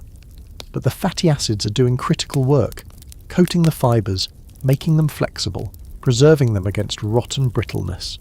Some trappers heated the brain mixture slightly, some kept it cold, some added smoke right away, some waited. Methods varied, but the goal was always the same: infuse the hide with something that would stop it from becoming stiff, useless rawhide. After a few hours of work, you wring it out, stretch it again, and then comes the final defining step: smoking. This is what turns a limp, brain-rubbed hide into real buckskin. You build a low fire with punky, smouldering wood, cottonwood, willow, or punky birch, then set up a teepee of sticks above it. You hang the hide inside like a jacket over a campfire, sealing the smoke in with bark, cloth, or moorhide if you've got it. The smoke flows through the fibres, staining them golden brown and locking in all your hard work. It also waterproofs the hide, well, mostly, and gives it that earthy, warm smell that clings to old buckskin jackets like history itself. The process can take a few hours or all day, depending on the size and your setup. You sit by the fire, flipping and rotating it slowly, watching it transform. The result? Soft, supple, warm even when wet, breathable, durable, the perfect frontier material. You can now turn it into leggings, moccasins, pouches, shirt panels, whatever your cold little heart desires. This was the go-to fabric before denim, before Gore-Tex, before anything remotely synthetic. Buckskin didn't just look cool on old maps and postage stamps, it worked. Now, here's a quirky detail. Some mountain men added personal touches to their buckskin, fringes, beads, even carved buttons made from bone. The fringes weren't just decorative either, they helped shed rain by directing it away from the body. Form met function in every stitch. There's a scholarly debate about just how often frontiersmen did their own tanning. Some argue that most bought hides from native tribes, who had the process down to an art. Others suggest that solo trappers and isolated homesteaders had to learn it themselves or go without. The truth probably lies somewhere in the middle. If you were near trade routes, you bartered. If you weren't, you learned the messy, smelly way, and messy it is. By the end of the day, you smell like a haunted butcher shop. Your hands are stained, your sleeves are crusted with ash and brain paste. But when you hold up the finished hide to the light and see how it flexes, how it moves, you feel that quiet, satisfying thrum of pride. You took something dead and made it useful, beautiful even. That's the heart of frontier survival, turning the ugly into essential.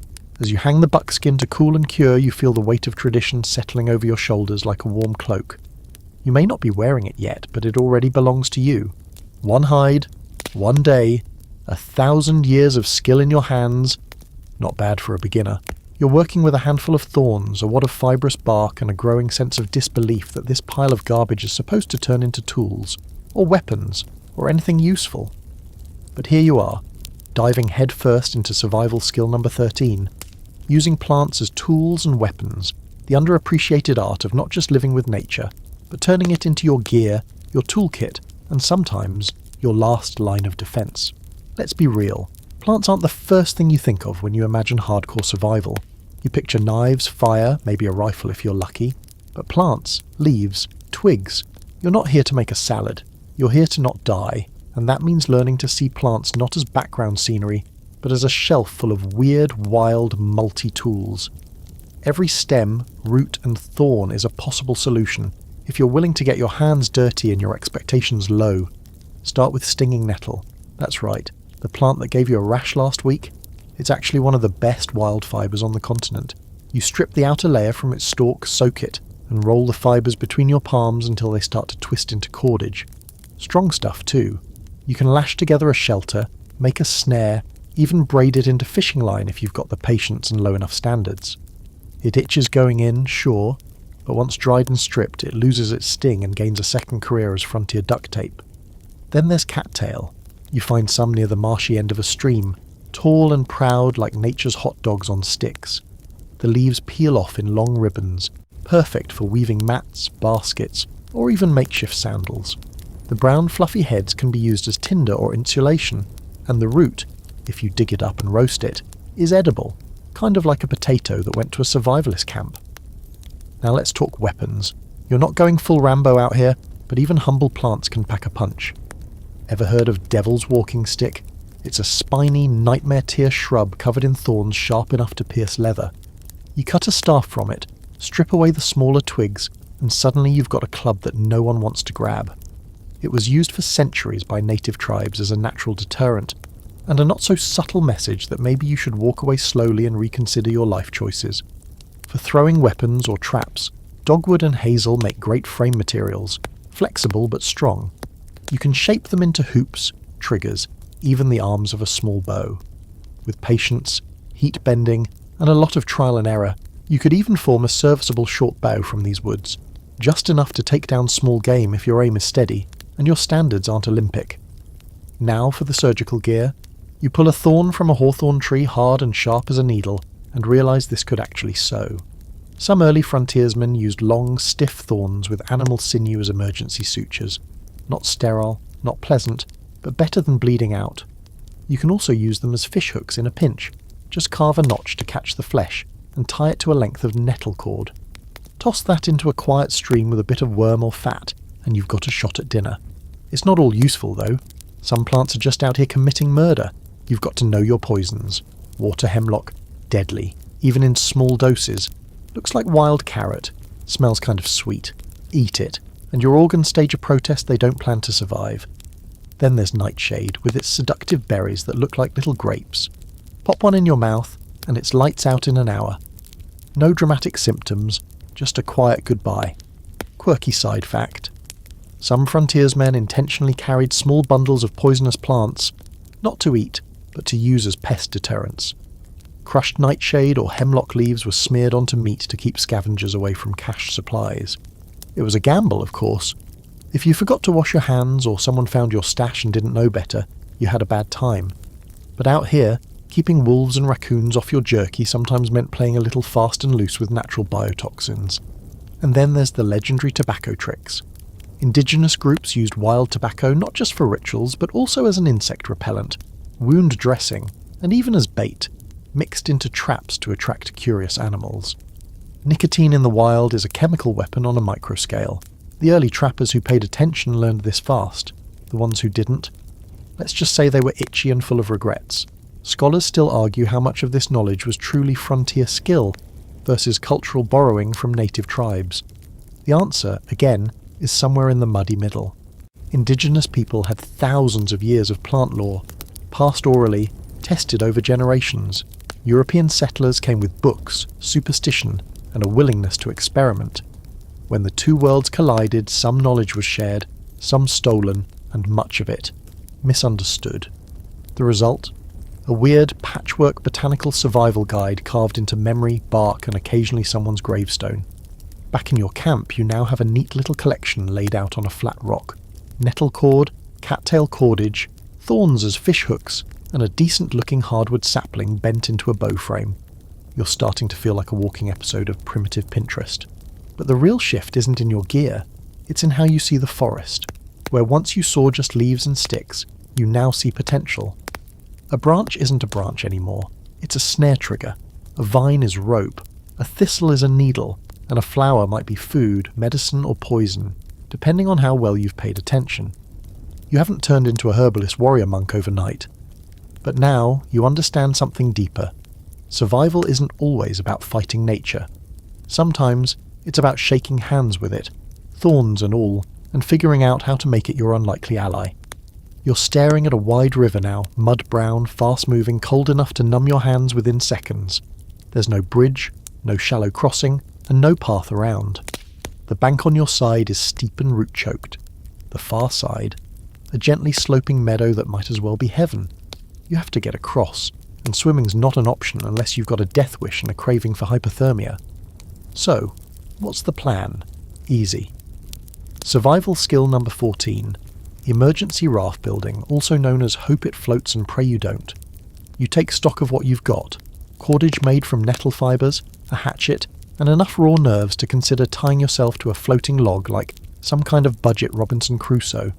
The good news? You're surrounded by trees. The bad news? Most of them are still rooted in the ground, so you begin the slow, ugly business of scavenging. You look for deadfall first, already downed trees, mostly dry, still solid. Waterlogged logs are too heavy, too unstable. You find a few that are short and thick, maybe 6 feet long, and start dragging them to the riverbank. Birch is decent. Cedar's better if you can find it. Light, buoyant, and rot-resistant. You also collect green saplings for the frame, and long, pliable branches for lashing. Building a raft isn't delicate work. It's more like a bar brawl between you and gravity. You lay the biggest logs side by side, then start lashing cross pieces perpendicular with your cordage. Tight knots, wrap, twist, repeat. You test the frame by sitting on it, and it sinks just enough to make you question your life choices. You add more flotation, spacing smaller logs underneath like pontoons. At this point you're already soaked from the waist down, your arms are covered in sap and you've lost track of time. Still, you're getting somewhere. The raft begins to hold its shape, Not elegant but serviceable. You wedge sharpened stakes into the lashings to keep the logs from rolling out of place. Every frontier journal you've ever read warned about rafters roll, when your float decides to turn into a log treadmill mid-river and toss you off like a bad carnival ride. Now comes the real challenge, navigation. You grab a thick branch, carve it into a crude paddle, and test your strength. It's barely better than doggy paddling with a spoon, but it beats jumping in naked. You tie your pack to the raft, double-check your lashings, and prepare to launch. You hesitate, because history is filled with people who thought, this'll hold. Some frontiersmen floated entire carts and horses across rivers using makeshift rafts, ox bladders, and inflated hides. Others drowned less than 10 feet from shore because they tied their supplies too high and shifted the raft's centre of gravity. One trapper's journal famously ends mid-sentence after describing his attempt to cross the Missouri on a raft made of buffalo ribs. Not encouraging. You push off. The water grabs the raft like a jealous lover, sudden and demanding. You paddle hard, angling across the current instead of against it.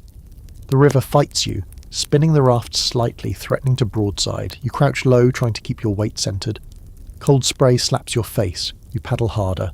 Halfway across, the raft wobbles. One of the lashings creaks. For a terrifying second, you think it's coming apart, but it holds, barely. You hit a patch of calmer water, angle the nose toward the opposite bank and dig deep. The river slows just enough to let you drift in close. Your raft bumps the shore like a drunk goat, and you leap off into knee-deep muck, dragging it behind you like a dead beast. You're wet, cold, and shaking with exhaustion, but you made it. This isn't just a frontier party trick. Raft building was a vital skill for trappers, explorers, and traders. Rivers were both highways and obstacles. They carried you to furs, to fish, to safety, but they also stood in your way, daring you to outthink them. Lewis and Clark crossed more rivers than roads, and their survival often came down to who could build a decent float on short notice. And here's a fun, oddball detail. Some frontiersmen packed pig bladders or inflated animal skins as portable flotation devices. Inflate a few, lash them to a frame, and boom, you've got a frontier water wing. Not pretty, and definitely not vegan, but effective. There's even a bit of debate among wilderness historians about whether the classic log raft was practical or just cinematic. Some argue that real-life rafts were smaller, tighter, more like boats made from bark and sinew than floating death traps. Others maintain that people routinely floated on lashed logs, especially in regions thick with timber and short on tools. The truth: it depends on desperation and creativity. Two things frontiersmen never ran out of. You look back at your raft, now sagging on the bank, soaked and sagging but intact. You want to abandon it, but you hesitate. Maybe you'll need it again. So you pull it up onto the shore and wedge it under some brush, mark the spot with a cairn, just in case. Your boots squish as you walk inland. The meadow ahead is soft with grass and dotted with wildflowers. It looks gentle, safe, but you know better now. That river wasn't a barrier, it was a test, and you passed.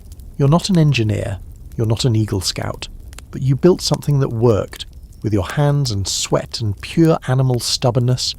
You crossed where most people would have turned back, and next time, it'll be better.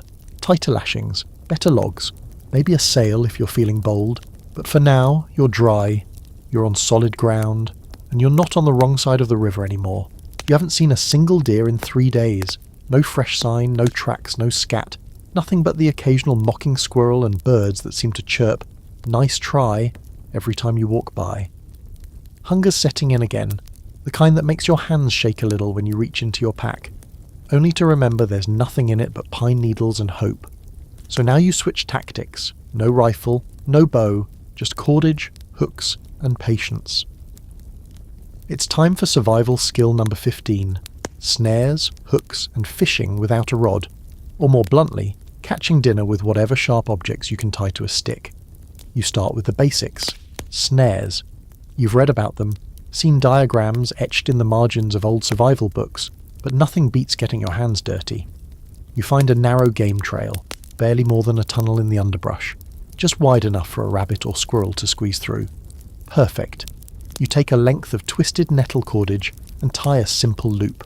Then, using a forked stick, you prop the noose at rabbit head height, anchoring the ends to a sapling with just enough tension to snap it shut if triggered. Now you wait. Not right there, of course. Animals know when they're being watched. You set 5 more along similar trails varying the design. Spring snares, fixed loop, and 1 deadfall with a baited trigger made from a sharpened twig and false confidence. You've begun to understand that the secret isn't complexity, it's placement. The old trappers used to say, a poor trap in the right spot will feed you before a perfect trap in the wrong one. And out here, that checks out. Next, you pivot to fishing. The stream you crossed earlier loops through the lowlands below your new camp, gurgling with the kind of sound that should promise trout. You fashion a simple gorge hook from a thorn and a bit of bone, carved into a slender bar, sharpened at both ends. You notch the middle and tie it tight to your cord. When swallowed, it turns sideways in the fish's throat. Brutal? Yes. Effective? Also yes. You bait the hook with a grub, plucked from under a rotten log, and toss the line gently into a calm eddy behind a rock. You tie the other end to a branch stuck into the mud. No casting, no reel, just set and forget. Then you build a weir. It's a time-intensive project, but if you're staying here for a day or two, it's worth it. You gather stones and pile them in a crescent across a shallow section of the stream, narrowing the opening to a fish-sized gap. Water flows through, but fish get confused, especially when chased. You guide them in with noise, or sometimes wait for one to drift in on its own and then block the exit. Crude, but effective. It's fishing for introverts. The waiting begins, and the doubt. You check your snares first. One is triggered but empty. Something brushed it maybe, or a squirrel decided to play games. Another is untouched, but the third movement, you approach slowly. A rabbit, caught cleanly around the neck, already still. Guilt hits fast, but so does the relief. Meat. You kneel, thank the animal under your breath, and reset the snare. A few hours later, the deadfall has delivered 2. Another rabbit, smaller but just as appreciated. Back at the stream, you check your line. It's gone taut. You pull it gently, heart skipping. Resistance. A fish, wriggling, fighting. You haul it in. Not a monster, maybe 10 inches, but it's protein. Dinner. You reset the line, bait another hook, and smile like you just won the lottery. Because out here, you did. There's a raw satisfaction in this kind of success. You didn't use a rod. No fancy lures. No reel. No net. Just sharp sticks, grit, and observation. It's primal, but also meditative. You're not chasing your food anymore. You're luring it, waiting for it to find you. That shift changes everything. It's no longer about running through the woods in desperation. It's about slowing down, placing traps, and letting nature do the heavy lifting. There's even a strange kind of craftsmanship to it. You find yourself improving your hooks, smoothing the bone, reshaping the thorns. You start hiding your snares better, weaving in leaves and dirt so they blend seamlessly with the trail. You're not just trapping now, you're learning. Frontier trappers use these same techniques with minor tweaks. Some tied trip snares along logs, where martins or raccoons would scamper. Others set up figure-4 deadfalls with precise trigger mechanics and small pieces of bait. Dried berries, bits of fish, even shiny objects. Some carried folding traps in their packs, but many relied on what the land gave them. It wasn't glamorous, it was efficient. Quirky fact, some early explorers used fish as bait for other animals. Lay a gutted trout on a flat rock and wait for scavengers, foxes, weasels, even mink to show up. Then you trigger a snare or drop a net from above. It sounds absurd, but in lean times the fish you caught in the morning might become the bait for the meat you need at night. Recycling frontier style. There's an ongoing scholarly debate about how much of this trapping skill came from native influence versus trial and error by settlers. Most agree native peoples had refined these methods for generations, with more humane and often more effective systems. Early trappers borrowed heavily, some respectfully, others not. But what stuck was the principle. Patience, precision, placement. You clean your fish by the stream, guts floating downstream as the sun dips low. The rabbits are skinned, their hides set aside for possible tanning, their meat already sizzling over a small fire. The smell makes your stomach twist in the best way. It's not gourmet, but it's earned. Dinner is silent, reverent. You eat slowly, chewing each bite like it's a secret you're trying to savor. You haven't had a meal this satisfying in days. You didn't chase it down. You laid the groundwork, waited, and the forest delivered. That's what trapping is in the end. Less about violence, more about patience. Less hunter, more strategist. You lean back on your elbows, full for the first time in what feels like forever, watching the last light catch the curve of the stream. Insects buzz, leaves whisper. You set traps not just to catch animals, but to catch time and possibility, and right now, you caught both. You wake up to a sound you don't quite recognise at first. Total silence. Not the usual rustle of trees, not birdsong or trickling water, just the soft crunch of your own breath freezing in midair. You sit up slowly, stiff from cold, and immediately notice that everything has changed. Snow. A fine dusting covers the ground, your gear, your boots. The world is suddenly white and still, like the forest took a deep breath overnight and exhaled winter. Welcome to survival skill number 16, Snow Survival Tactics, where everything you know about staying alive shifts the moment your breath fogs and your fingers stop listening. You're not just cold, you're losing heat. Fast. Snow doesn't feel dangerous at first, just inconvenient, maybe even beautiful. But that's a trap. Cold drains energy faster than hunger or thirst. It makes you clumsy. It makes you careless. And if you let it, it will tuck you in for a nap you'll never wake up from. So first rule, stay dry. Moisture is the enemy now. You shake the snow from your blanket and check your clothes. Your boots are damp, bad. You kick off the frost and stuff dry moss inside to help wick moisture away from your socks. If your feet freeze, you're not walking anywhere. You hang your wet gear near your body under your coat, not because it's comfortable, but because your own heat is now your only dryer. Next step, insulation. Your lean-to worked in the rain, but snow's a different beast. You start packing snow around the base of your shelter, not to keep it out, but to trap heat inside. Sounds backwards, but snow is a surprisingly good insulator when it's compacted. You pile branches against the sides and then snow on top, creating a thicker wall. Inside it's dark, a little cramped, but warmer than outside by a good few degrees. This is your snow coffin, and yes, that's a real term. Congratulations, you're now sleeping in a cold, damp tomb. That might just keep you alive. You need a fire, but smoke's a liability in calm winter air. It hangs low, obvious, and might draw attention you don't want, human or otherwise. So you go stealth mode, Dakota fire hole. You dig 2 small holes a few feet apart, one for the fire, the other for airflow, connected underground by a small tunnel. You build a small contained blaze below the surface. It's windproof, low smoke, and easy to cover fast if needed. You drop a few chunks of rabbit meat into your tin cup and set it on the hot rocks. Boiled meat and bone broth, frontier stew. Not fancy, but warm enough to pull you back from the edge. Now you plan your movements. Snow turns everything into a tactical mess. Walking in deep snow is exhausting, each step a workout, so you make snowshoes. You gather flexible branches, bend them into ovals, and lash them with sinew and bark strips across the frame in a crisscross pattern. Not high-performance gear, but enough to spread your weight and keep you from sinking up to your hips. You tie them to your boots, stand, and test them. Crunch, crunch, success. Your goal today? Not food, not water, shelter and warmth. That's the entire mission. You start collecting pine boughs, layers and layers of them. You build a bed, thick enough to lift you off the ground and hold your heat. Then you gather dry sticks, not from the snow-covered ground, but broken dead limbs still hanging in the trees. Those are dry. Those will burn. You carry them like sacred artifacts. Quirky fact, some old trappers used to carry hot stones in their packs, pulled from fires, wrapped in cloth, and tucked into bedrolls to act like prehistoric heating pads. You try the same, heating rocks near your fire and placing them at the foot of your bedding. It works better than you'd expect, the radiant heat soaking into your legs and keeping the chill at bay. By afternoon the sun is pale and low, barely bothering to climb into the sky. You keep moving because movement is life. Stop too long, and the cold wraps around you like a wet rope. You chop through ice to reach water, taking care not to let it freeze the second you pour it.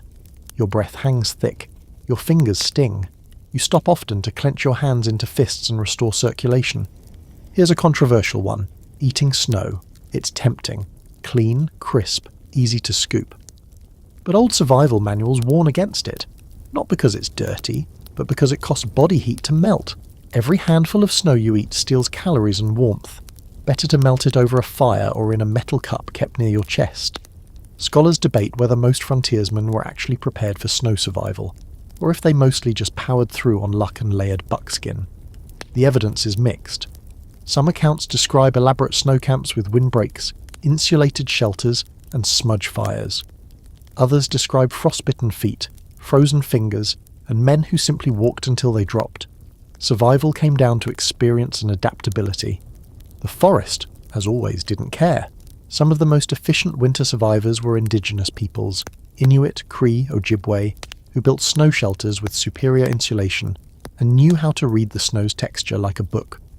Frontiersmen who paid attention survived. Those who didn't, well, the forest has a long memory and short patience. By evening, your breath has stopped hurting, which is either good or very bad. Your fire still burns low in the Dakota pit, and your snow shelter holds the warmth like a secret. You curl onto your pine bed, rocks at your feet, cup in your hands. The wind howls outside, snow taps against your walls like distant fingers. But inside? Inside you've made peace with the cold, not conquered it, not beaten it, just understood it.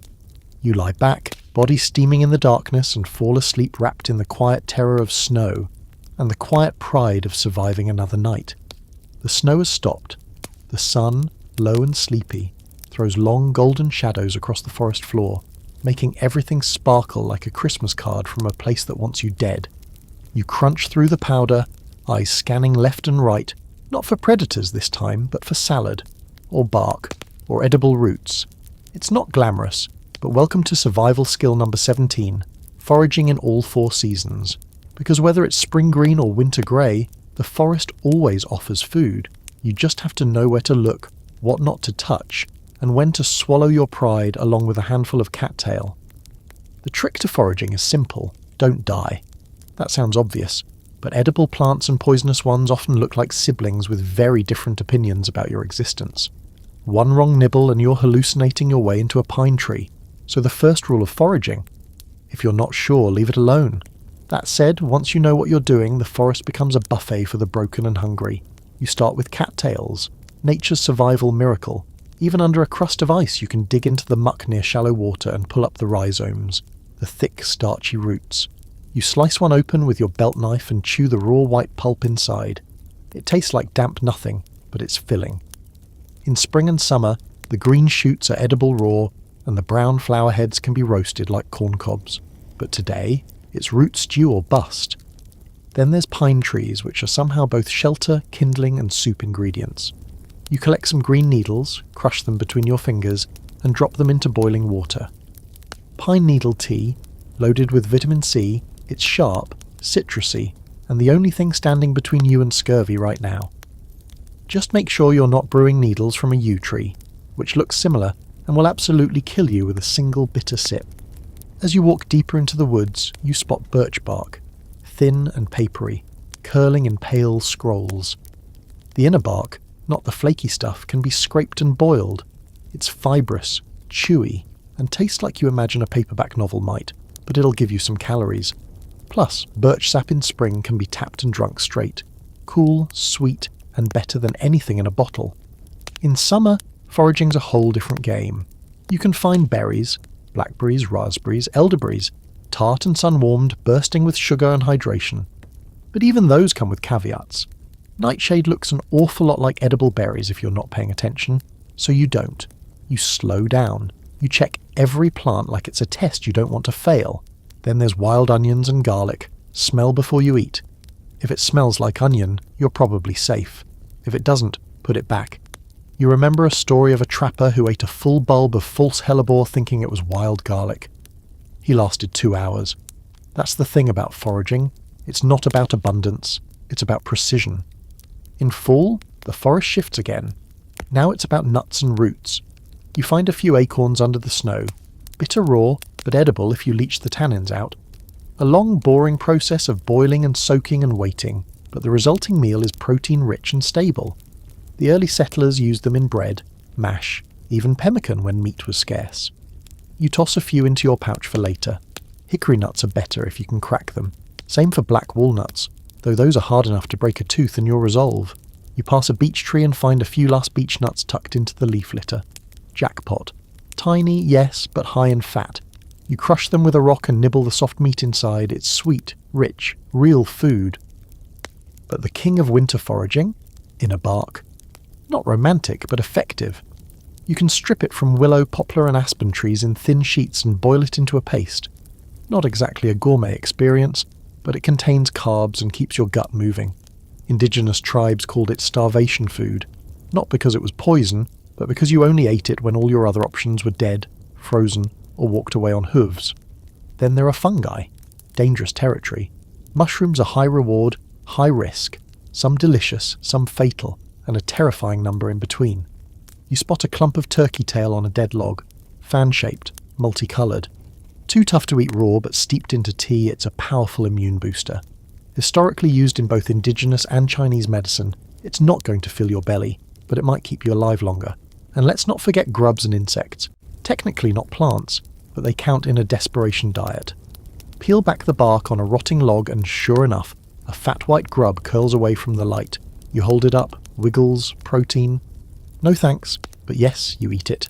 The taste is nutty, the texture is crime. Quirky fact.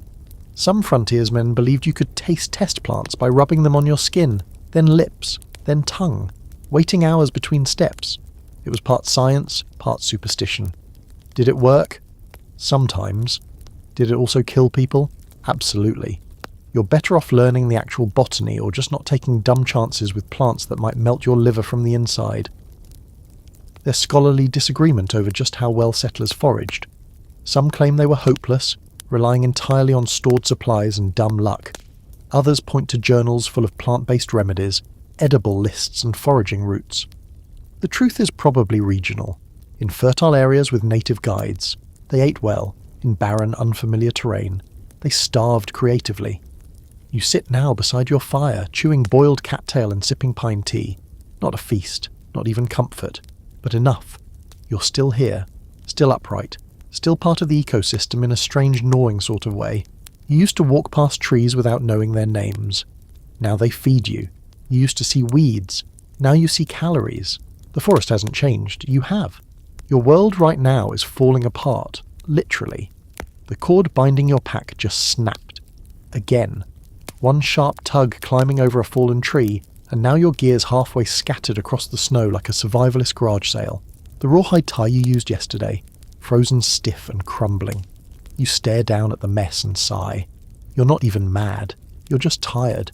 Because it turns out that without nails, glue or duct tape, everything eventually breaks. So welcome to survival skill number 18, making cordage from nothing, the unsung miracle that holds the entire frontier together, sometimes with grass, sometimes with bark, and sometimes with actual human hair. Cordage is one of those things you never think about until you don't have it. But out here, it's everything. It's shelter, it's tools, it's traps, it's the difference between wearing your gear and dragging it behind you in shame. And the best part? Nature provides, if you know where to look and don't mind hours of repetitive finger-numbing labour. You start simple. Grass. Not all grasses work, but the long, fibrous kinds, especially dry prairie grass or cattail leaves, can be twisted into surprisingly strong twine. You grab a handful, strip the leaves lengthwise and start the reverse wrap twist, a method used by just about every ancient culture with access to plants and too much time on their hands. Twist one strand clockwise, then wrap it counterclockwise over another. Keep going, like you're braiding with just 2 strands and no end in sight. It takes time, sure, but you're building something. You make a foot-long length, then another and another. Soon you've got a small coil of tough grassy cord that can hold up your tarp, tie a bundle, or become part of a snare trigger. Feeling bold, you move on to inner bark. You strip a few lengths from a nearby basswood tree, careful not to wring the trunk. You want the tree to live. The inner bark or bast is flexible and fibrous when soaked. You drop it in your water pot and let it sit for a few hours. When you pull it out, it peels into soft ribbons which you twist like before, watching the fibres lock into a surprisingly strong cord. Want something sturdier? Go prehistoric. Dogbane and milkweed are top-tier survival plants. Their stalks, once dried and split, give fibres as strong as commercial string. Native peoples used them for bowstrings, fishing line, even sewing thread. You harvest a few milkweed stalks, dry, brittle, standing like skeletons in the snow. You crack them open, strip the inner fibres, and roll them on your thigh until they twist into a thread so strong it's kind of insulting to modern manufacturing. Now here's where it gets weird. Sinew, as in animal tendons. If you've ever dressed a deer or rabbit, you've seen it. The shiny, silvery threads running along the muscles and down the legs. You scrape it out, dry it, pound it flat, and then peel it into strips. Once softened, it turns into incredibly durable, flexible thread. Frontier trappers used it to sew leather, repair moccasins, and even fletch arrows. You try not to think about what part of the animal it came from as you tie your pack closed with a piece. It holds. Better than rawhide. And yes, human hair. Let's not pretend. Some trappers use their own hair, or someone else's, to tie things in a pinch. It's strong, flexible, and endlessly renewable. Unless you go bald. Not great for long lengths, but for sewing up a busted pack strap or securing a knife sheath. Surprisingly effective. You start to see cordage everywhere. Every tree, every plant, every dry weed becomes potential rope. You twist willow bark, you split nettle stalks, you pull dried rootlets from exposed soil and test their strength. You braid 3 strands into a thicker line, then splice them together into a coil strong enough to hang food from a tree or even make a primitive bowstring. The options expand the more you look. Cordage wasn't just essential, it was civilization. Archaeologists have found 10,000-year-old rope fragments, showing that even our most ancient ancestors couldn't function without it. It's the first step from guy with sharp rock to guy with complex trap system and backup plan. Every frontier camp, native village, and explorer's kit had cordage at the core. There's an open debate among scholars about how much cordage was carried versus made on the fly. Some argue trappers travelled with massive coils of rope and sinew, while others suggest they made what they needed daily, based on the materials around them. Journals describe both. A few mention making string by moonlight, which either means they were in a rush, or romanticising the fact that they hadn't eaten in 2 days and needed to hang a snare. Quirky side note, the survival bracelet. You know, those paracord wristbands? They're a modern nod to an ancient idea. Frontiersmen sometimes wore small braids of sinew or fibre around their wrists or necks, not for fashion, but because it kept emergency cordage always within reach. Utility disguised as jewellery, ahead of their time. By late afternoon, your fingers are stiff, but your pack is fixed. You've reinforced the straps with bark cord, created a spare snare loop, and even started weaving a small net bag to hang from your belt. You tie your cooking tin with milkweed thread and watch it swing gently at your side. Not bad for a pile of weeds and good intentions. That night, by the fire, you test your lines. The bark cord holds. The grass twine creaks but doesn't snap. The sinew, like steel wire, only smellier. You lean back, proud in that quiet, primitive way, like someone who didn't just survive but adapted. You used to think rope was rope. Now you know better. Rope is everywhere, if you're willing to twist it. You're standing in a clearing now looking down at a spot where you buried something 2 weeks ago. You can't see a single sign of it. No disturbed soil, no marker, no bent grass. Which is good, because if you can't find it easily, chances are no wandering bear, desperate drifter or rainstorm did either. You kneel, feel along the ground, and after a moment of quiet digging, your fingers strike something solid. Oilcloth. You peel back the earth slowly like you're unwrapping treasure. And in a way you are. This is the cache, your little secret. Welcome to survival skill number 19, the caching game, or how to hide your lifeline in the woods and hope you're not too stupid to find it again later. Caching is part insurance policy, part time capsule, part trust fool with the wilderness. Frontiersmen used caches all the time, especially fur trappers, who'd stash pelts to lighten their loads while they hunted deeper. Others buried food, powder, tools or spare clothes to come back to months, or even years, later. The trick: bury it well, mark it better, and never put all your hope in a single hiding spot. You pull the oilcloth bundle free and unroll it. Inside, a bit of jerky, some fish hooks, a spare flint, and, miracle of miracles, dry socks. You hold them like they're spun from golden angels. They don't even smell like despair. You swap them out immediately, wiggling your frozen toes and savouring that rare wilderness luxury, comfort. But now you're thinking long term. You'll be moving again soon, so it's time to make a new cache. You hike a mile off your current trail into terrain that's just confusing enough to be secure, but familiar enough that you might recognise it again. You find a cluster of birches near a crooked rock that looks vaguely like a turtle, a natural marker. Perfect. You dig a hole, not straight down but at a slant so water drains out instead of pooling in. About 2 feet deep, just wide enough for your oilcloth bundle. You lay down a layer of bark to keep it off the wet soil, then tuck in your stash. A bit of pemmican, a wrapped tinder bundle, spare cordage, a crude fishing line, a bone needle. Nothing extravagant, just enough. You wrap it tightly in oilcloth, then again in a layer of pitch-sealed bark, just like the old trappers used to. You want it waterproof, animal-proof, and time-proof. You bury it, pack the soil, brush leaves and debris back over the top, and then, the most important part, you make your mark. Not a giant X, not a carved skull, just a broken twig, angled exactly due east. Then, 20 paces away, you bend a sapling into a gentle arc, tie it with grass. Your breadcrumb trail. Subtle, forgettable, unless you're looking. Frontiersmen had to get creative with their cache markers. Some used rock cairns that looked like natural formations. Others made tiny cuts in tree bark, just enough to hint at something. One famous trapper supposedly notched trees in Morse code patterns, though that might have been more brag than truth. What is true is that caching was essential to long-range survival. You couldn't carry everything, but if you could stash it and trust it to stay hidden, that was power. There's a frontier legend of a trapper who buried 4 separate caches across a 100-mile trapline. Every season he'd return and find them untouched, until one year, one was gone. No signs of disturbance, no tracks, just gone. Some say he forgot where he buried it.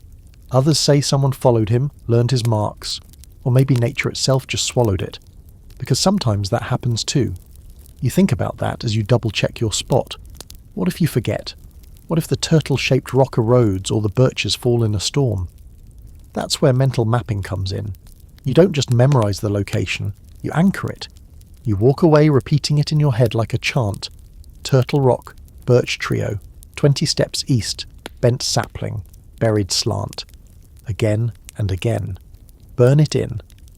Scholars debate whether frontiersmen were really that good at memory-based navigation or just lucky. But the journals don't lie. Many returned to caches months later and found them precisely where expected. Some even mapped them using rudimentary symbols or kept ledgers with secret coordinates. Others trusted their minds alone, which worked, until it didn't. You find a second location just in case. Backup for your backup. A hollow stump dry inside. You tuck a tinder bundle and a single wrapped ration of smoked fish in there, sealed in bark and pine sap. Nothing fancy. Just enough to matter when it really, really matters. Quirky fact. Some trappers left notes in their caches, scraps of birch bark with messages for future selves or others in their camp. If you're reading this, take what you need. Sometimes just initials and a date, sometimes prayers, sometimes warnings. You think about doing the same, scratching your mark into the inside of the oilcloth.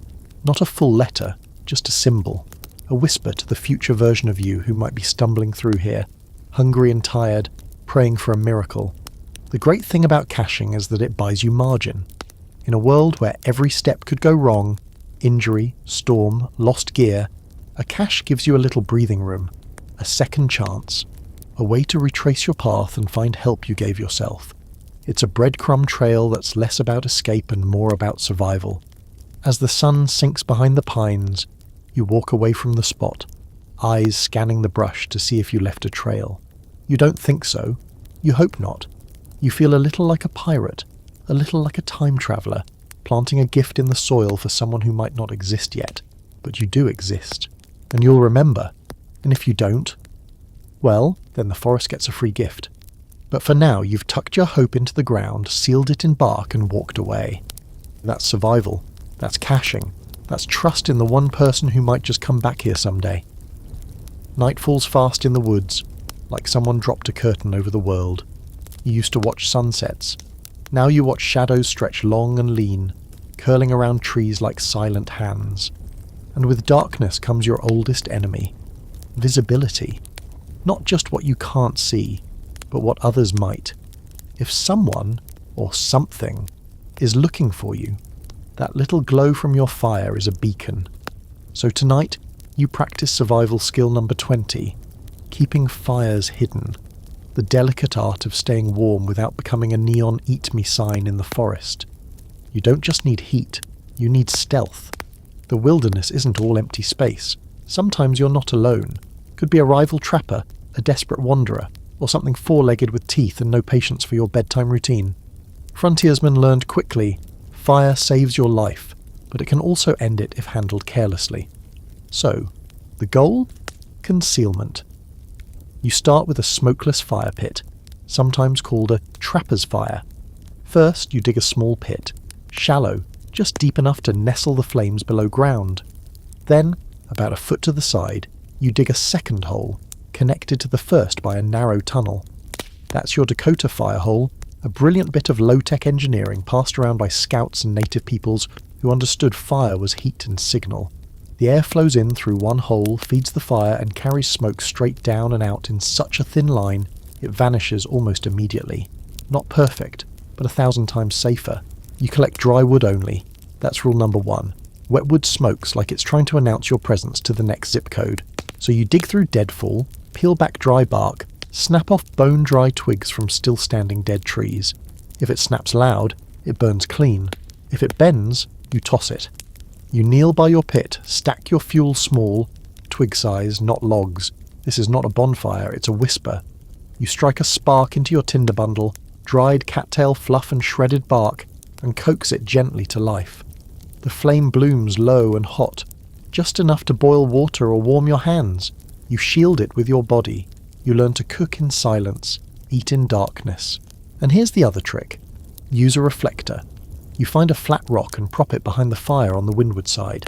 It reflects heat back toward you and helps block the flame from certain angles.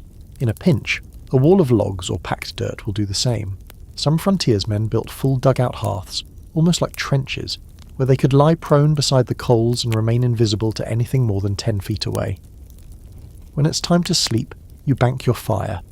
That means covering the coals with ash and embers so they stay warm but don't flame. Come morning, you can stir them back to life with a breath and a bit of tinder. No need to start from scratch. It's like setting your heat on low and hitting pause. There's a curious little trick you test for yourself. Under rock cooking. You dig a shallow hole, line it with stones, build a fire on top of them, then let it burn down until the rocks are white hot. Then you place food, wrapped in bark, leaves or hide, on the stones, cover it all with dirt, and let the heat slow cook it underground. No smoke, no flame, just steam and patience. You cook a rabbit this way, and when you dig it up an hour later, the meat falls apart like it wants to be eaten. Best part? No smell wafting into the wind, just you and your silent feast. Now, not all frontiersmen were subtle. Some lit fires like they were signalling the heavens. But the ones who lived, the solo trappers, the scouts, the ones crossing hostile or unknown territory, they learned how to hide their heat.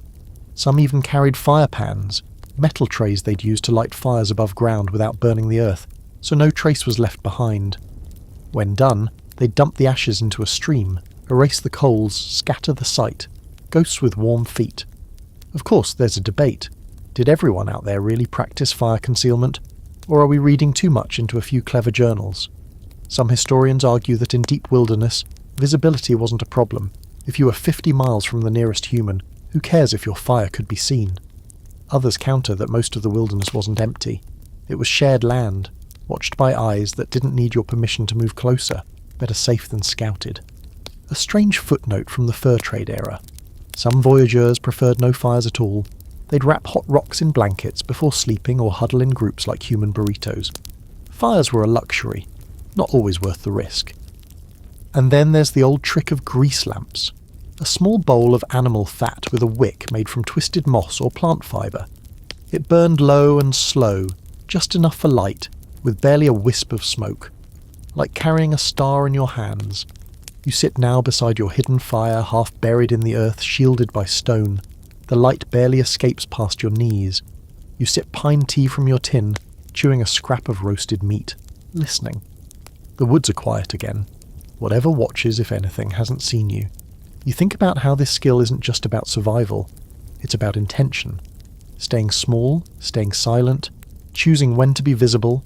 It's not about fear, it's about control. You can still hear the crackle of flames, but now they don't scream. They whisper. You haven't made a sound in hours.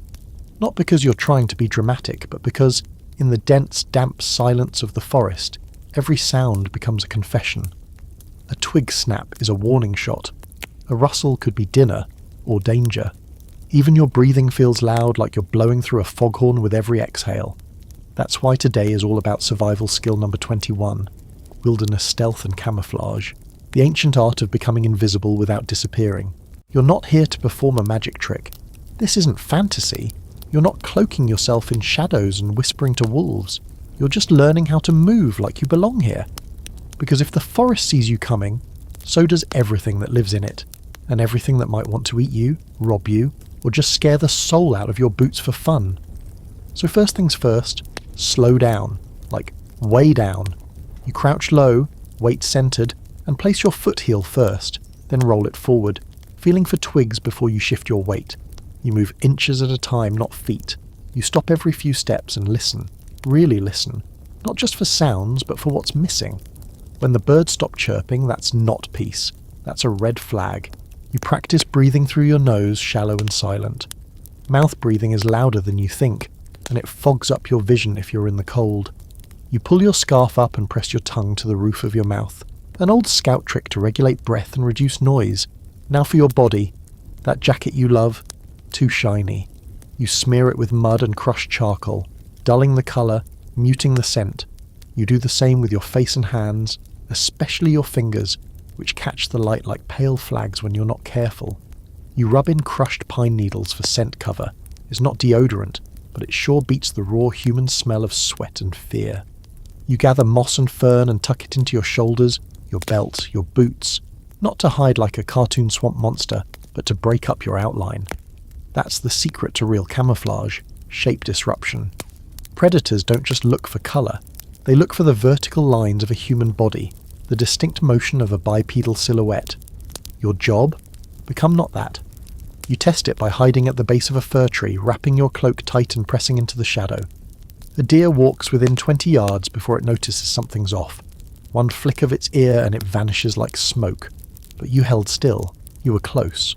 Frontiersmen use these tactics for hunting, but also for evasion. Outlaws, rival trappers, hostile groups, all part of the equation. They learned how to walk with the wind, how to keep their shadow out of sight, how to time their steps with the rhythm of the forest. A bird call here, a creaking branch there, that's your cover sound. You move with the noise, not against it. And when you really need to vanish, you go below the eye line. You belly crawl if you have to. Use creek beds, hug rock walls. In heavy fog or rain, you move. In moonlight, you don't. You even practice breathing through a reed. Yes, like in old movies, just in case you need to lie in a marsh, hidden in muck, watching someone pass feet away. Is it overkill? Maybe. Is it excessive? Absolutely. But the moment you need it, stealth isn't a luxury. It's the only thing keeping you out of a shallow hole. Here's the weird historical bit. Some trappers took stealth to artistic levels.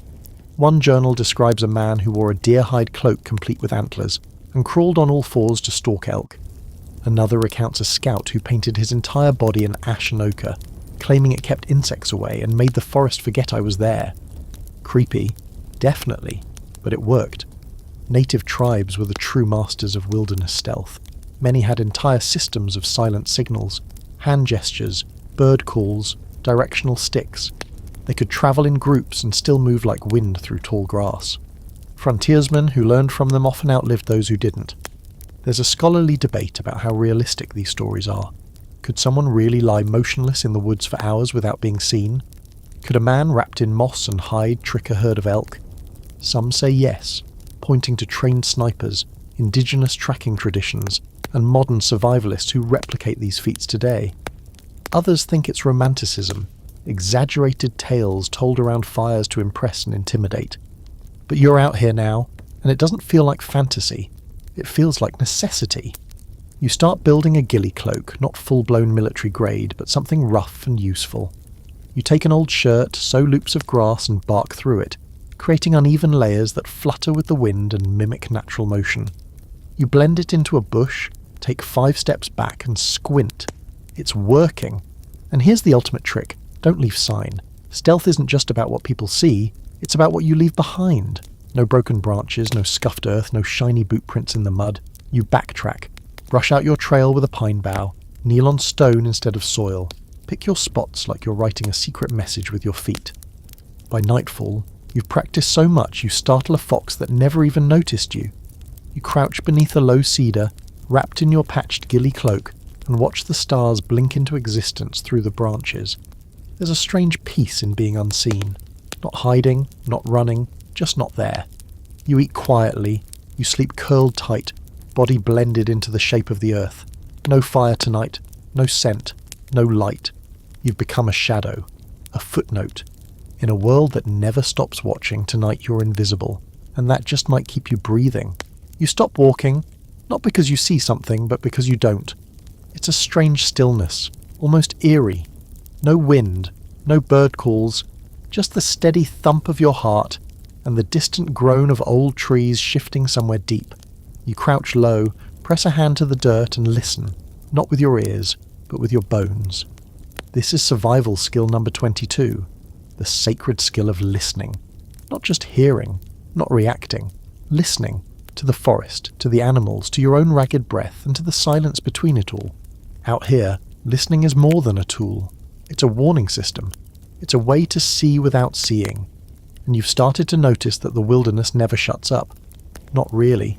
The sounds are just quieter, buried under your own noise, your boots crunching, your gear creaking, your thoughts yelling over every broken branch. But when you finally go still, really still, the forest starts to speak again. You hear the wind first. It's not just blowing, it's telling you where it's been. You learn to read its tone. A steady breeze through pine needles is different from a whisper across tall grass. The forest talks in textures. A shift in wind direction. That could mean a change in weather, or that something moved through. You learn that the wind carries scent, and if you're upwind of a predator, you're already too late. Then come the bird calls, not the ones you hear in the movies, soaring orchestral soundtracks of cheerful chirping, but the subtle alerts, the alarm calls. You pick up on the sharp staccato bursts that signal something big is nearby. Not you, something worse. Maybe a bobcat, maybe a bear, or maybe the silence that follows when all the birds go quiet at once, like a forest-wide breath held tight. That silence is worse than a roar. It means something is watching. You shift your position and catch a new set of sounds, branches flexing under weight. Not wind, not random. The cadence is wrong. Too slow, too deliberate. It might be a moose trudging through the snow, or it might be something on two legs. You hold your breath. You listen again. Footsteps have a rhythm. Two-legged creatures move with a beat, a regular stride. Four-legged animals move with uneven steps, patter-patter pause, or thump-drag-thump. You can hear that if you're quiet. You can track that with your ears. Trained scouts could tell the difference between horse and mule just by the way hooves struck frozen ground. You're starting to understand how. You move slowly to a vantage point and pause, listening for layers. There's always something deeper than the surface sound. A distant creak, barely a whisper. A tree branch rubbing against another. The soft scratch of claws on bark. Squirrel or something bigger? You listen harder. There. It's a chewing sound. Not violent, just steady. You follow it and find a porcupine chewing on the edge of a fallen log. Harmless. But if you hadn't listened, you'd never have known. And listening isn't just for danger. It's for navigation. You can follow water by sound. You can tell how open a space is by how the sound bounces back. Wide fields echo differently than thick woods. Try walking blind through a forest. You'll notice the way sound hugs you, pushes back, or disappears into the distance. It's like sonar, but old school. Frontiersmen relied on this sense constantly. One journal describes a scout navigating an entire ridgeline at night with his ears alone, avoiding cliffs by how the wind changed pitch against the rocks. Another told of laying on the ground to hear buffalo herds from miles away. Native tribes perfected it to an art, listening not just for movement, but for intention. Is that rustle casual or stalking? You don't know yet. But the forest does. Quirky detail. Some old trappers claimed they could hear snow falling. Not landing, but actually falling, like a hiss in the air. Science says it's possible in the right conditions, when flakes are large, wet, and the air is utterly still. You test this theory during a light snowfall, head tilted, eyes closed. Maybe it's your imagination, maybe it's real. But you swear, for a second, you hear the snow. The hardest part about listening? Shutting up. You're used to filling silence, talking to yourself, humming, dragging your boots because it feels less lonely.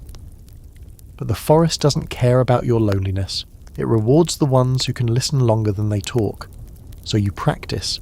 You spend entire hours without speaking, without even thinking loudly, just existing in the soundscape like one more pine needle.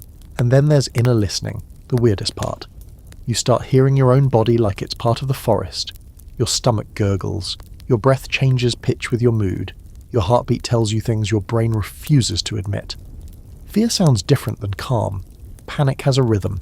And if you're brave enough to sit with it, to really listen, you can catch yourself before it turns into a mistake. There's a scholarly argument about whether frontiersmen were better listeners because of necessity or because of culture.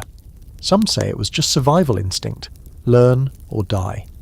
Others argue that the constant quiet of the wilderness tuned their brains differently, that they developed an acoustic intelligence, able to process patterns most modern people can't even hear. You're not sure which camp you fall into, but tonight, sitting under a low spruce with snow drifting down in lazy flakes, you hear the world differently than you did a week ago. You hear the creak of the tree you lean against, the heartbeat of the fire coals, the tiny tick of snow landing on your pack. You realize you've become something quieter, something sharper. The forest hasn't changed. You have. And you can hear it now. All of it. You're on your knees in the mud now, hunched over what you really hope is an animal track and not just a weirdly shaped puddle. You lean in, squinting. There's a split hoof imprint, partially filled with water, pointing northeast. Could be deer. Could be elk. Could be last week. But that's the game now. Welcome to survival skill number 23. Tracking, also known as the fine art of guessing what passed through this spot, when, and whether you should be following it, or running in the opposite direction. Tracking isn't about being some mystical forest wizard, it's about paying attention, deeply. You're not just looking for prints in the mud, you're reading the forest like a diary someone tried to erase. Every broken twig, every disturbed leaf, every bent blade of grass has a story. Your job is to stop thinking like a person and start thinking like a bloodhound with a day job.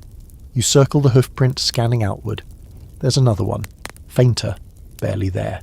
You trace the stride in your mind, left, right, left, all pointing the same way. You press your palm against the track. The edges are soft but not crumbling. That means it's not ancient. Maybe a few hours old, maybe less. You sniff, not because you expect it to smell like venison, but because fresh earth sometimes gives away freshness faster than sight. Still damp, still recent. You start walking, but slowly. Rule number 1, don't rush a trail.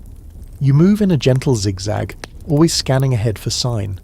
You're not just following tracks anymore, you're looking for patterns. A cracked branch here, a clump of fur snagged on a bramble there. You spot a tuft of coarse brown hair tangled in a low bush and pocket it. Probably deer, definitely not rabbit. You feel a small spark of satisfaction. The trail is alive. Tracking, as it turns out, isn't just about what you see, it's about what's missing. A place where the snow's been brushed away, a patch of moss flattened by weight, a single line in the dirt where a tail might have dragged.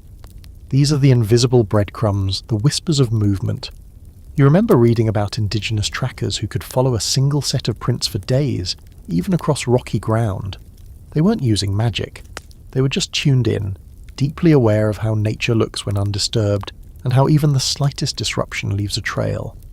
They knew that a squirrel leaves a certain scratch pattern, while a fox pads silently and leaves almost nothing. They could tell when an animal was walking, trotting, fleeing, and now you try to channel that mindset. You stop asking where did it go, and start asking what was it doing. You study the spacing of the tracks, even steady, not fleeing, not alarmed. You find a small patch of urine in the snow and crouch down, warm when it hit, now frozen around the edges. That means you're close. Less than an hour behind, maybe even less. You slow your breath, listen. You might see this animal before the day's over. But tracking isn't always about hunting. It's also about avoiding. You stumble across a set of prints far wider than the deer's. Round, padded, 4 toes, claws visible. You freeze. A bear. Probably black bear. And big. You feel a sudden drop in your stomach. You kneel beside the track and examine the depth. Fresh. Heavy. But the spacing is wide. That means it was moving fast, not ambling, running. You follow the tracks cautiously and find broken branches, churned earth. The bear was charging, but not toward you. That's a comfort. Maybe it was fleeing something. maybe a spooked moose, or maybe just blowing off steam. Either way, the direction is opposite yours, so you back away slowly. Eyes up, hand on your knife. The forest might be a book, but sometimes the pages fight back. There's a quirky bit of frontier history here. Early trappers used to keep track journals, where they'd sketch different footprints and label them by species, size and behaviour. Some even made casts using clay or wax to study back at camp. You think of your own memory bank now, mental snapshots of raccoon handprints, turkey claw marks, the neat little triangles of rabbit feet, always pointed in mid-bounce. You spot a rabbit trail now, tiny parallel prints with the rear feet in front of the smaller front ones. A classic hop pattern. You smile. That one's easy. You follow it briefly and find little nuggets of scat, dry and round, fresh. Could be worth setting a snare later tonight. Tracking humans. Whole different ball game. People try to hide their trails, but they leave behind boot prints, crushed grass, campfire ash, cigarette butts if they're sloppy. You've seen it before, not often, but enough to know that people out here are usually either lost or up to something, and sometimes finding those tracks is scarier than any bear print. There's a scholarly debate about how much tracking in the old days was skill versus luck. Some argue that real frontiersmen could track anything, anywhere. Others say those stories are inflated, that most people got lost, guessed wrong and called it instinct. You think the truth, as always, is somewhere in the mud, literally. You get better at tracking the more you fail. You follow trails that go nowhere. You mistake your own prints for something else. You get turned around. And then, one day, it clicks. You stop chasing tracks and start understanding them. You continue along the deer trail, heart beating a little faster. The prints veer left toward a low ridge. You climb carefully and peek over the edge, and there it is. A doe, grazing, legs stiff, ears twitching. She doesn't see you, not yet. You crouch low, just watching. You're not here to hunt today. You're just here to know you could, that you followed, not stumbled, that you read the signs, not guessed. You back away slowly, leaving no sound behind. The forest writes everything down. You've finally learned how to read it. You're standing in front of a fallen pine, one of those big old titans that finally gave up after a hard wind and 100 years of quiet creaking. Its roots are torn up like a giant hand yanked them from the soil, and the base is thick enough you couldn't wrap your arms halfway around it. You press a hand to the rough bark, already picturing it as firewood, as shelter, as tools, as, well, everything. Because this is survival skill number 24, woodcraft. Not just using wood, but understanding it, its textures, its timing, its moods. How to live with it, work with it, and turn it into everything from furniture to fire. Most folks think of wood as just something to burn, and sure, you'll burn plenty, but you quickly learn that not all wood burns equally, and some of it fights back. Take pine, for instance. It's got sap for days. Great for fire starting if you use fat wood, but toss a green log on the fire and it'll spit and crackle like it's insulted. Meanwhile, birch burns hot and fast even when wet, thanks to that papery bark that catches flame like dry leaves. And oak? Oak is the long game. Dense, heavy, stubborn. But once it's seasoned, it burns slow and warm, the kind of fire that lasts through the night and feels like a hug from inside your bones. You start chopping the fallen pine with your hatchet, working through the outer limbs first. It's all about leverage and angles. If you swing straight down, you're wasting energy. So you go at it diagonally, V-notches, carving out chunks and letting gravity do the work. The trick isn't brute strength, it's rhythm. Chop, twist, pry. Chop, twist, pry. You sweat fast, even in the cold. You gather the smaller branches first, fuel for cooking fires, kindling bundles, frame poles. Then you move to shaping. With your belt knife, you whittle down a branch into a pot hook, curved and carved with notches to hang over your fire. You carve a spoon next, because eating with a stick works, but eventually you crave a little dignity. Each curl of wood peels away like you're uncovering the object already hidden inside. That's the real heart of woodcraft, seeing what it wants to be. Later you take a thicker log and split it down with a baton, a chunk of hardwood used to hammer your knife through the grain. It's slow going, but it gives you clean, flat boards. You line them up and lash them into a crude bench. Not necessary, but now you can sit by the fire like a person, instead of squatting in the dirt like a cave goblin. Frontiersmen used wood for everything. Spoons, bowls, plates, tent poles, walking sticks, traps, snowshoes, sleds. A man with a knife and a tree could build a whole kitchen. Some even carved dugout canoes, burning and scraping out tree trunks until they floated, sometimes better than anything factory made. They didn't just see wood as fuel, they saw it as infrastructure. And then there's the bow drill. You've been meaning to try it, so today you do. You carve a spindle, a fireboard, and a handhold. Your bow is a bent branch strung with cordage from your earlier rope making.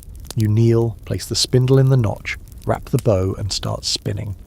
Back and forth, until smoke curls from the notch and your arms are shaking like twigs. It doesn't catch, not the first time, or the second. But on the third try, a coal smoulders in the dust. You cradle it in a nest of dry tinder, blow gently, and feel the miracle as flame rises. You sit back, grinning like a lunatic. The fire didn't just happen. You made it, from scratch, from tree, and effort and air. There's something oddly emotional about working with wood. Every piece tells a story. The knot in a pine branch that refuses to split. The soft whisper of a birch curl falling to the ground. The way cedar smells like old memories and new hope. You find yourself listening to the wood as you work, not in some mystical way, but in the way that your hands start to know the pressure, the grain, the texture, before your eyes do. Quirky frontier fact: some old trappers used to carve totems into trees along their trails. Faces, symbols, even crude maps. Not for religion necessarily, but as navigation aids and personal markers. A bent pine might mean a cache nearby. A carved bare face could warn of danger. Over time, certain woodsmen had entire symbolic languages etched into the forest. There's debate among historians about how much woodcraft was common knowledge. Some say most settlers barely knew how to start a fire without matches. Others insist they were all part-time carpenters by necessity. Reality likely falls somewhere in the middle. Those who lasted had to learn. Whether by desperation or mentorship, they became artisans out of survival. You, now, are joining that tradition. You've got a spoon, a bench, a fire you made with a stick, and hope. You've split and stacked enough firewood to last the night. You've whittled traps, carved cord toggles, reinforced your pack frame with a bit of curved birch that fits perfectly across the shoulders. And you did it all with the same blade you've been carrying since day one. That's the magic of wood. It gives and gives, if you treat it with patience. Rush, and it'll split wrong, snap, resist. Respect it, and it becomes shelter, tool, heat, comfort. It becomes home. The sun's dipping now, painting the trees gold. You sit on your lopsided bench, stirring soup with your handmade spoon, fire crackling low. Everything around you started as just trees. Now it's yours. You wake before dawn, not because you want to, but because something ancient inside you decided it's time. The stars are still out, blinking faintly through a thinning veil of clouds, and the world is quiet in that thick, pregnant way that only happens right before light returns. You stretch under your cloak, feeling every ache, every crack in your spine like the settling of an old cabin. And as you rise and brush frost from your shoulders, you realise this is your last full day out here, your last night of smoke in your clothes and dirt under your nails. So today's skill, number 25, is less about action and more about understanding. It's frontier self-reliance. The ability to look around, see only forest and sky and stone and still say, yeah, I've got this. You start the day by checking your snares, because routines matter. One is sprung and empty. Another has a small snowshoe hare, its body still and curled. You say your usual words of thanks, quick and quiet. You've stopped apologising to the forest. It doesn't want your guilt, it wants your humility. You reset the loop, tuck the rabbit into your pouch, and head back to camp. This camp, your 6th, 7th, is actually starting to feel like yours. Not a place you're squatting in, not a random patch of wilderness, but a space you've shaped. There's the fire pit you dug by hand, the sleeping nook built into a windbreak of logs and pine boughs, the cache you buried under that flat stone, even the tree branch you carved into a kind of hook to hang your gear. Useless in any other context, but essential here. You skin the rabbit by instinct now, your hands moving while your mind drifts. Not too long ago, this would have taken you 20 minutes and most of your sanity. Now it's 5 minutes and a rinse in the creek. You're not proud of it. You're just practiced. You boil the meat with some dried roots you foraged 3 days ago. Flavour? Questionable. Nutrition? Enough. And as the steam rises, your brain starts inventorying. What you've made, what you've learned, what you'll need if you ever come out here again.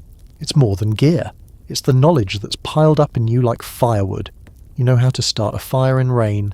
You know which trees bleed flammable sap and which won't burn for anything. You know how to make cordage and what mushrooms won't kill you. You can read tracks like they're subtitles for the forest. You know how to keep your scent downwind, how to fish with thorn hooks, how to not go completely insane after 5 straight days of nothing but your own thoughts and squirrel drama. But deeper than all that is something harder to name. It's not arrogance, it's not survivalist bravado. It's more like a settling, a recalibration. You used to think of comfort as soft things. Pillows, heat, clean socks. Now comfort is knowing what to do when things go sideways, when the pack tears, when the fire goes out in the snow, when the only food left is you and a forest full of problems. That's self-reliance. And the frontier didn't give it to you easy. Historically, frontier self-reliance was romanticised, a man alone with his rifle and grit. But that's only half the story. Most didn't survive long without some help, be it indigenous knowledge, trapping partners, or sheer dumb luck. What's real is the skill stack that made self-reliance possible. Toolmaking, medicine, firecraft, navigation, food preservation, even diplomacy.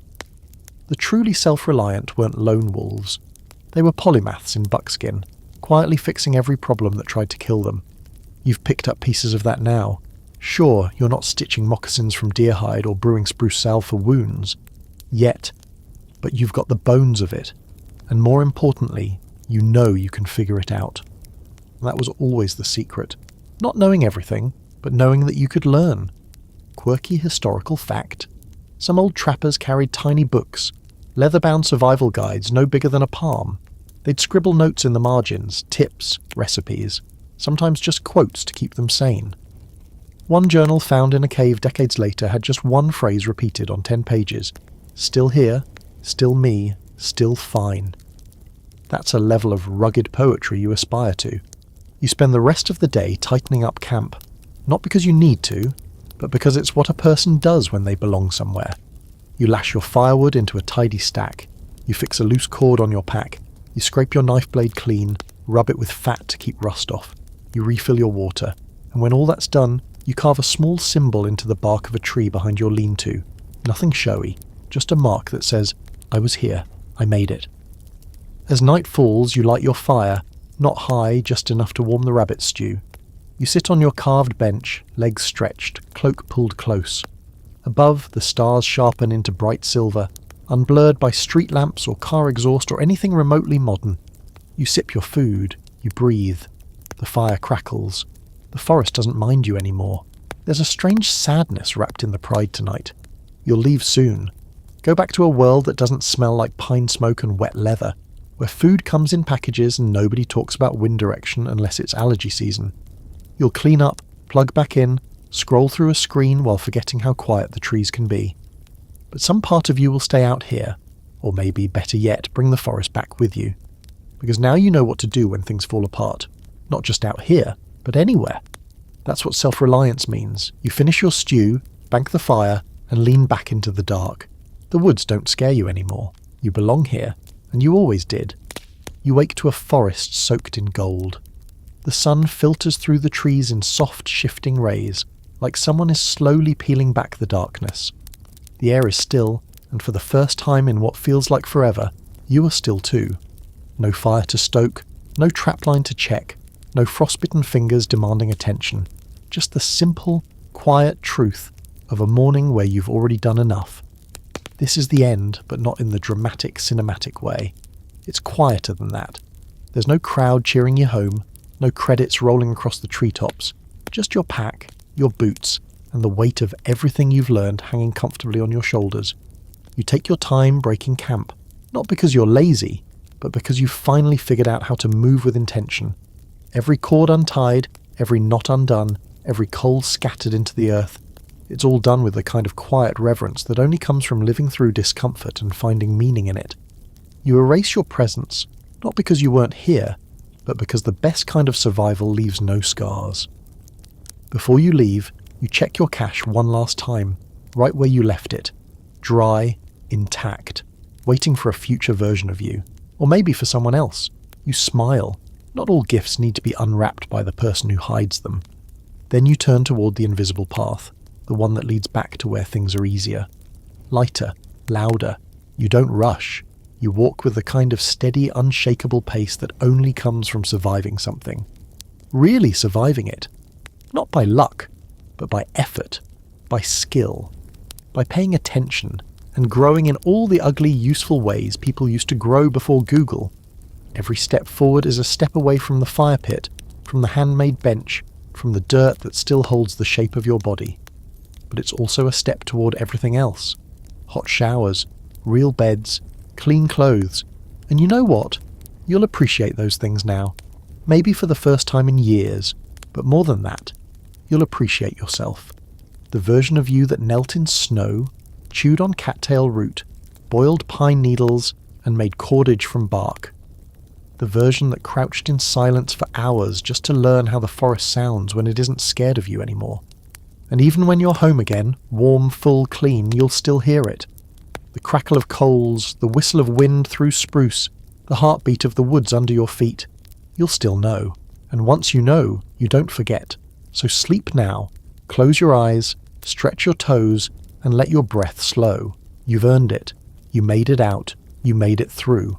And if you ever need to do it again, well, you'll remember how.